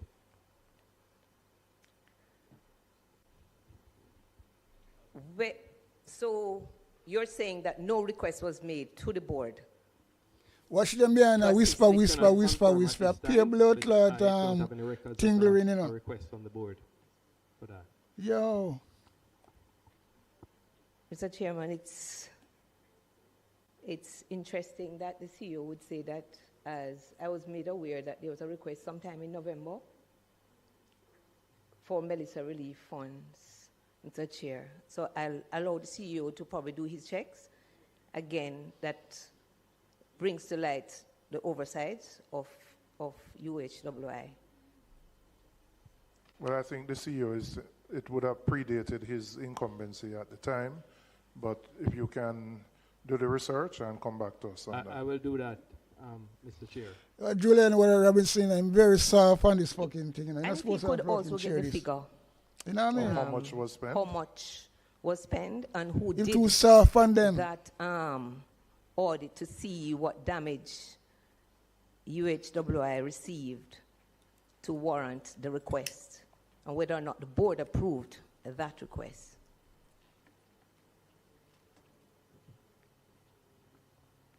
There was an assessment of the damage, but in terms of the request, we are not aware of a request being sent to the board.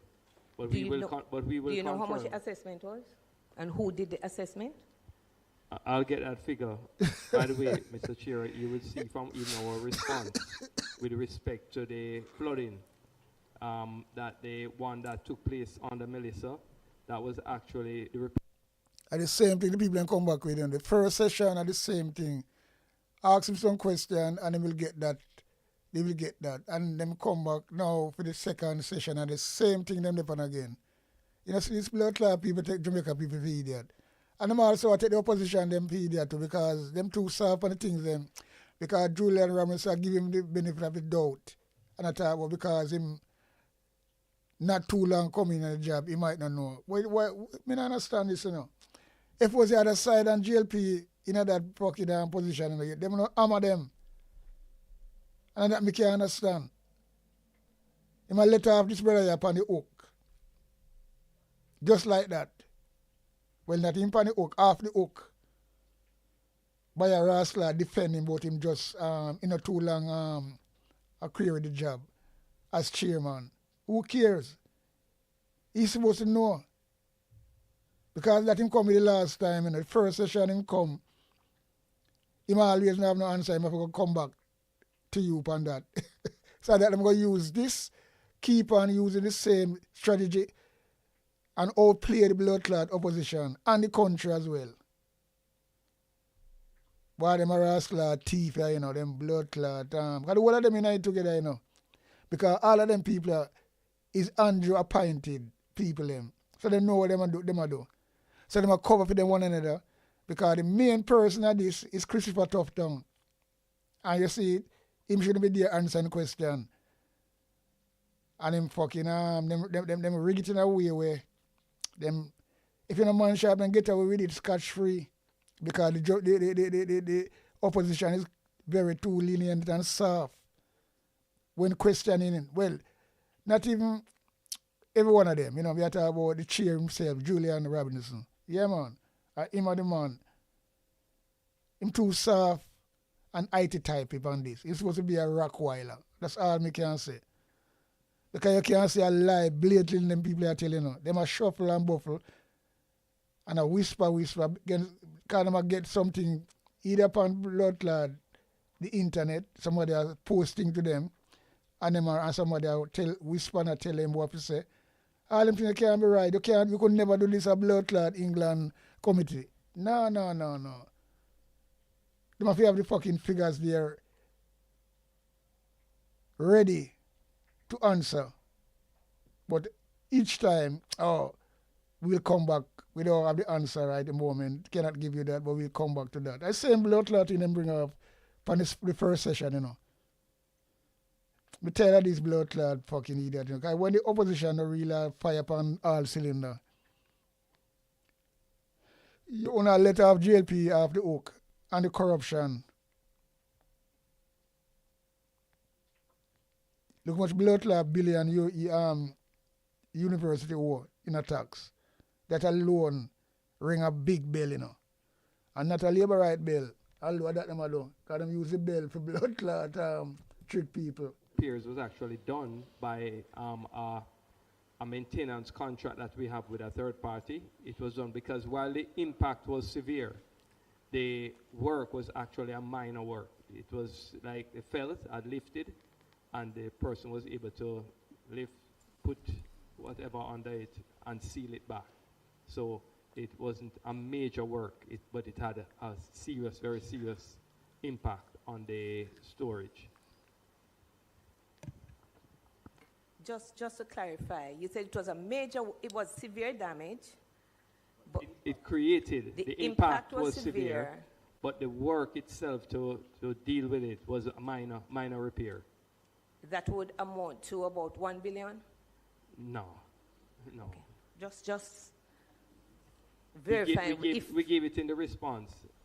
It was under, so there was someone contracted to do preventative and maintenance work on the property. And the people might chop the money hard, billions they might chop. That was like move from millions to billions now. For all of that, each month, like $1 million, just over $1 million. Would that have gone to the board? Oh no, Just not, to procurement? not for those small amounts. In fact, it didn't really go to procurement because the person repaired it under the normal monthly maintenance and repair work. As I said, while yes, the flooding was serious, the actual repair was really a minor repair. Oh, I don't understand that neither. If the flooding was serious, how can it be a minor repair? I don't understand that. Member Miller? All right, Member Bunton? I'll come back. I'll come back in a minute. You'll come back? Okay. Mr. Benjamin, much earlier you had mentioned that there was a special code for imports made for UE, for University Hospital. And I want to ask you, I know the Asicuda system has been in place for some years now, and so all your import records should be digitized and real time, essentially. Is there a way for the public to get the customs import information? So if, say, I wanted to look at a particular tariff code, medical equipment, for example, or livestock feed or cooking oil, is there a way that the public can access those? I'm not talking importer-specific data. I'm talking just the broad categories of imports on the respective tariff codes. Is there a way for the public to access that? Statin. So we do a data dump to Statin because they generally provide that as a service. So if I wanted to find that specific information, customs provides a data warehousing at Statin, and Correct. I would have to go to Statin and pay Statin to get this particular information. Yeah, I think they charge a fee, but yes, Statin is the one that provides to the public. And how current is this? Well, we do a data dump, and it's supposed to be very real time. So like each month you would do something. Yes. So if I wanted to say January to March, imports of medical equipment, or medical equipment more specifically for UE, I should be able to get that Well, from I Statin. don't think you'll be able to see for specific importers. But you'd see the category. But you can see the category. And I only asked for UE because you said there was a special code So for that, UE. that special code is an ANC code. So it's an internal code that is utilized for custom purposes. You have them specific, like to the health sector. There are different age codes, age 1, age 2, up to age 25. For manufacturers, they have like R1, R2, up to about R35. And so they utilize them, and each one of them indicate the specific benefit that the particular importer can get. Okay, so that's for unique to the importers. Right. Right. So if you wanted to know, for example, how many shoes were imported, then you would go to Statin. They would look for shoes because they can look for the item, or if you have the HS code, which is the harmonized system code, the tariff code, and you could tell them a specific tariff code, and then they would be able to tell you that you could actually get the tariff codes from our website because we do have that listed on our website. You see my talk, you said it was a British committee, right? And my talk like that. Somebody in the member of the committee want to really Google it right now, and see what it say, All them things them now do, Right from the spot, just Google it and see what come up. And just show them up, So I say opposition now do them job good, brother. Them a play. Or on our customs app. So why you don't just have the information on your website? Why I don't understand why you have to send it to Statin, and then the public would have to go to Statin. Why not just get it directly from the source? And pay a I fee. guess it's something that we could discuss with our parent ministry, but Statin Because it's is plain cookery, innit? agency for them set it up that way so them can get to rip off people money. Years behind when it's not really very useful. You are collecting the data real time. That's what's useful for planners, for private sector people. And for the public. So why, I do understand this bureaucratic approach. You have it digitally available. You have websites. You're already publishing the codes. I don't see why you can't publish the import volumes at CIF values or whatever. Or so that would be very useful information to both private and public sector planners. We understand because we understand. I can give you the data very quickly.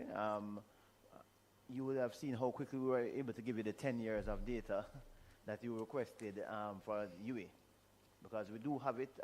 It's digitized. It's just a matter of data mining it.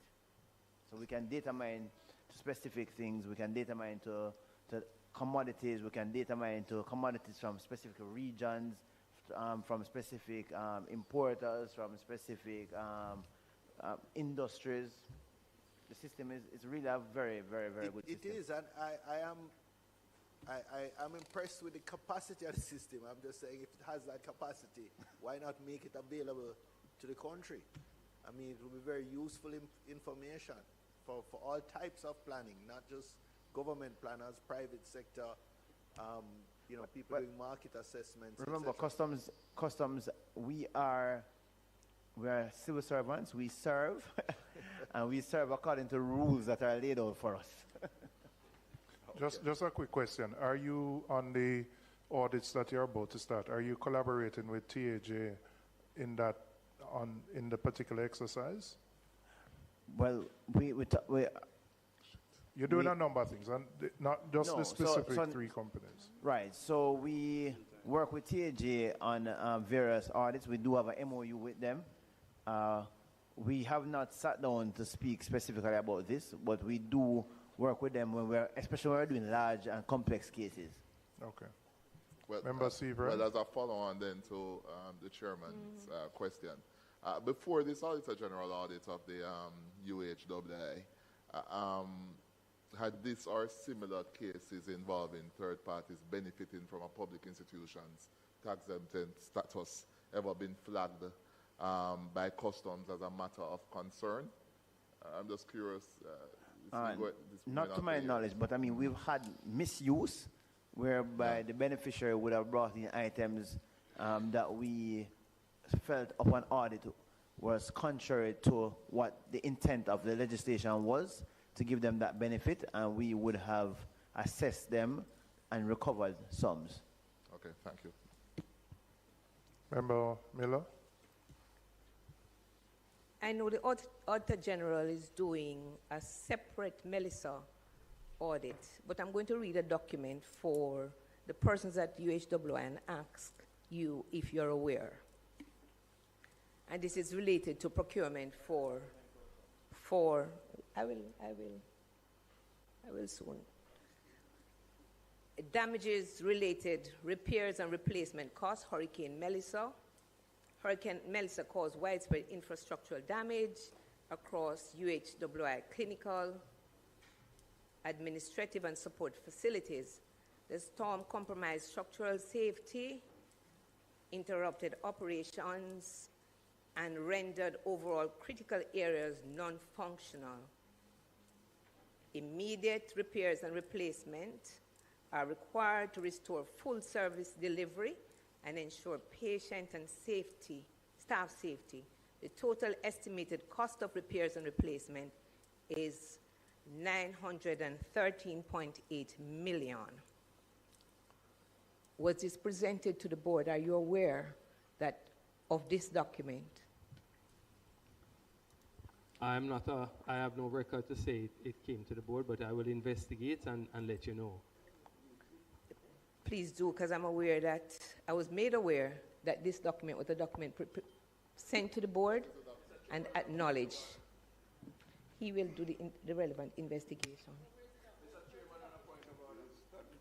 What's the point of order, member? Yeah. Member Miller, if you reference in a document, you have to indicate the source of it. It is a document prepared and presented to the board, Mr. Chair, November 2025. All right, I think we should 20 allow the acting CEO to do the research. do his research and come back to us and indicate whether he's aware of that or not. My thanks. The member made statement from a ghost document.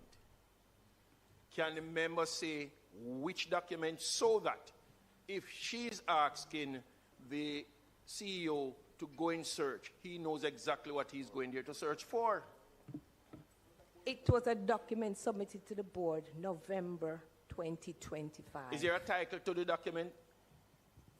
I'm not aware as it's a document presented, and I'm sure that it would be in the board document. I'm sorry.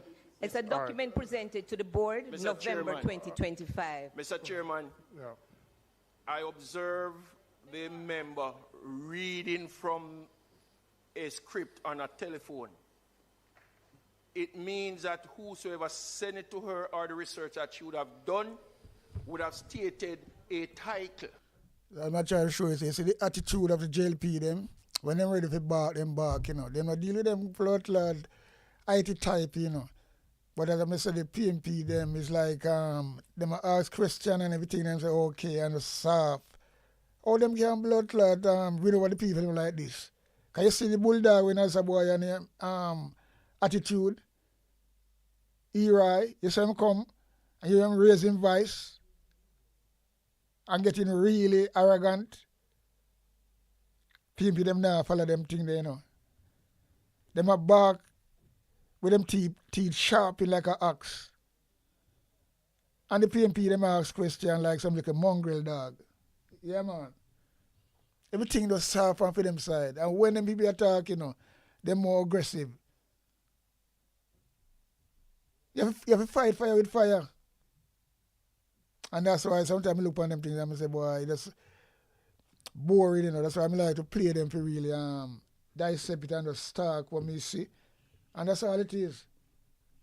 Because just look at the rascal body language of these people.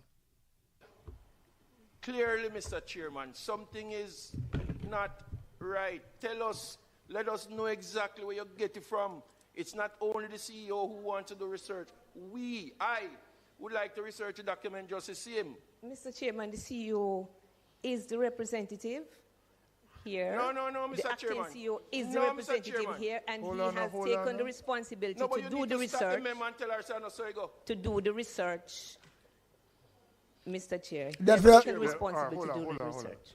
The member has. And that's what I'm doing, you know, because my laughter on now. Because Julian Ramirez, you're too soft, brother. You ask some soft. You everything you do, you just. Yeah, let me tell you something, you know. PMP, if you don't know, let me tell you something. Can you see it? You see your turnout, you know, now? Because them just wait for punch, you know.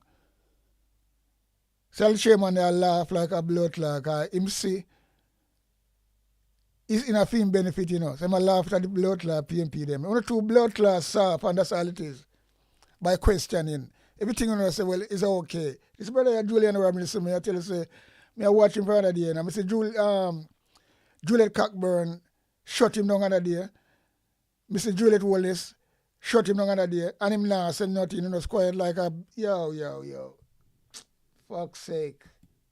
Raised an issue of some information which has come to our attention. That has come to our attention. Mr. Chairman, you know better, you know. She has raised an issue with information which has come to her attention, and she has asked the CEO who has. I'm in a wrong JP them, but I want man. Julia Ramirez, you're too soft, man. You're too fucking soft, and that's all it is. When you want some brass lad, you know you be a cheer, you know. I'd be a joke thing this. You're supposed to have better rascal, man.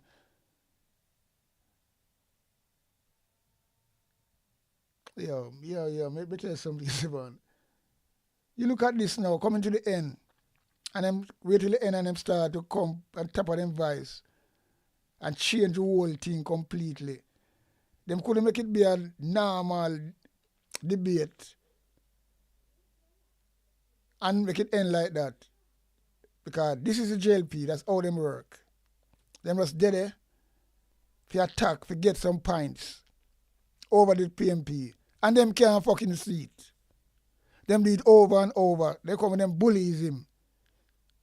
Yeah, bullies him. Yo.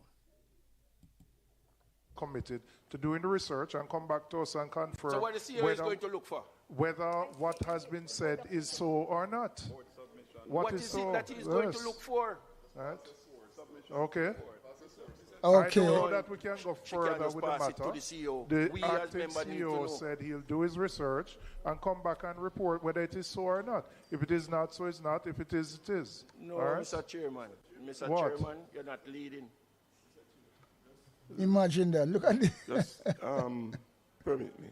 And two blood clot. That's what happened to him, man. I don't sorry for no blood clot. Provide for a member Like in a teeth. to read Soft in a blood our clot. statement and present it to the Parliament. Fucking boy. The standard orders does not provide for that. So we have to follow the rules. And she has raised, Yes, member it does Fran, not. she It does raised not. a question of some information that was brought to her attention. No, it can't come so under the standing orders. We can't. It does not provide for that. The standing orders does not read it. You see, them. It does not provide for that. The issue that was raised related to some post-Melissa. Hold on. The issue that was raised related to some post-Melissa expenditure, as I understand. This brother was at the chair, you know, and him can't shut up nobody, you know. He made them talk over him. He made them, because them, this is something when them plan for, you know. To get some pints off of them. In the last, because they come to the end now, you know. So them deliberately do this. And look at him a buffle. And him can't stand up on the foot and shut them up. And him at the chair. You'll never find up on the JLP side. Because look how them are going and them, yo. Them just a member of the Brass Slide Committee, you know. And them actually plan this. That's how them work, you know. Because them see this chairman, him too easy and cool. Him too easy and cool. And give them too much leeway. Give them the benefit of the doubt all the while. When somebody says something, him not really follow up with it, him at all, all right, break and lay, all right, and move on. It don't work like that. This is the one lion den, you know. When it expect Jamaican people to think about, you know. That's why JLP are win all the while. And although them corrupted and them thief, but them still are win because them bold. Because people like to see bold people in a government. You can't be so soft, brother. Stand it. The member has asked some questions, right, based on information that may have come to her. This acting CEO has committed to, he's not aware of it. He said he'll do his research and come back to us. No, Mr. Chairman. I mean, no. But we can't go further with it. So we should not accept it. Accept what? We have to be guided But by the she's standing asked questions related to, she has asked, board, that's what she has asked. Every time them bully this brother here, you know. Mr. Chair, Yes. if I may. Mr. Can we just quiet down a bit? You know what? And this is when they plan for, you know, to get a point over them. And you see, this is where they plan for this. And they make the PMP look like an idiot now because the PMP have everything going, you know. But them know, so well, then them under pressure and them plan for this. That's how JLP work, you know. Because them bring that boy the Leroy Clark to do them things there. And look how him go on a pointing finger and a talk over the blood clot. Him couldn't talk over Juliet Wellness like that, you know. Should have shut him down, lock off him mic or something. But, you know, them can't do it to the PMP. Him at the chair. Him at the Raslard boss. And look what him do him in the last bit, you know. Them do it to him every time. Juliet Wallace do it for him last week. Juliet Cockbird Flynn do it to him last week. And him look like an idiot. And I truth. I just want me see, and I want me see me attack. Come on now. I see something. I'm not sure. 1 second. Yeah. I'm not sure if this is the document that the member is inquiring about. I see it here on page 3, post Melissa repairs to UHWI. The committee requested details on the amounts spent on the repairs. The answers provided in table below. The contractor engaged, the answers provided in the table below, and so on. Ward 4 repair, roof repair, who the contractor was, if it was direct contracting or what that Julian was. Ramsey let down the blood clot if country. this man. is what she's Let down the speaking party. of. Is this what you're speaking of, member? In addition to that. In it's addition the to submission this- to this was raised here, but I am requesting specifically to the document Which November document? 2025. No. You have to be very specific now, because questions were Yo, asked nah, in sir. the last meeting about post-Melissa repairs to UHWI, and those answers were given to the committee in regards to the post-Melissa hurricane damage that we ask in this committee. No, I'm not speaking to you, I'm not speaking to you. I'm speaking to her to respond. Why are you trying I'm to speaking stifle to her. the member? I'm speaking to her to respond. Yes, Speak to yes, the yes, chair. yes, Chairman, yes. what I'm asking, Yes. she mentioned that it is in addition to. Yes. I'm now asking. Oh, you know, says that In documents. addition to these questions, I'm asking now the member to tell us what is the question that she's asking in regards to the document. What I From heard her ask 2020. is if there was a submission to the Right. board for expenditures amounting to $900 million post the hurricane. And Right. the So CEO that- has, okay, so that is in addition yes, to and the this. CEO has And said he it will touches on So do there's his no contention, research. I just wanted to find out exactly the question Yes, and the that she's CEO has, asking. acting CEO has said he doesn't know, but he will do his research and come back to us. So we'll wait on the update on that. All right, thank you. Members, are there any other questions? Yes, Member Clark. Through you to customs. I am reading from an interview with the Sunday Observer, the director of Jacqueline. In it, he said he told the Sunday Observer that it had been incorrectly reported that the UE imported the dialysis machine for Jacqueline. According to Gordon, the machine had already arrived in the island when the company was then informed that it needed an import permit from the Ministry of Health, which could not be processed in the time that was available to Jacqueline. Through you to Mr. Benjamin, are you aware of the situation that the machine came in without the necessary permit? No, I'm not aware of that. Can you do your research? I will do my research. Thanks. But sorry, that's what I do. Even if it is that an item came in without a permit, if it is in the hospital name or individual name, it's still a breach. It's still a breach. Yeah, it's still a breach. We'll do our research.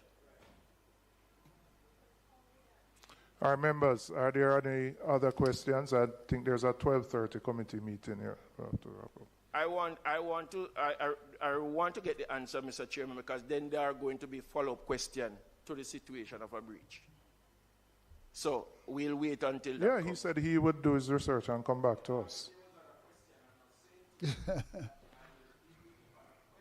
Julian Okay. Robinson, you're very, very. If you want to write them down and submit them, I will accept them. Members, any other questions? Could I? Oh, the 12:30 is canceled, but we don't need to stay. All right, can I have a motion for the adjournment? Thank you very much. Thank you, the public servants who are here. Why, oh boy. This is supposed to be a good time for the PMP. Like Because the first session never bad, you know. Because them get some drilling, but this time, instead of them drilling fucking people them who's supposed to come with the answer and answer the question them drill them, the Labour Party drill them and put them to shame as far as me see. I not really look good. It not really look good. Because I not see nothing different from the first session. They supposed to come back with some rascal them break every blood clot rule, you know, because look much people don't rascal turn up. Some people they on holiday, gone on plane. Some people say, well, then them not go attend unless them contact them lawyer. So where Julian asked for the first session, him not get none of it. So it's like it I go backward instead of I go forward. And they make them hammer him in the last. Let them jout them big ass lad hammer.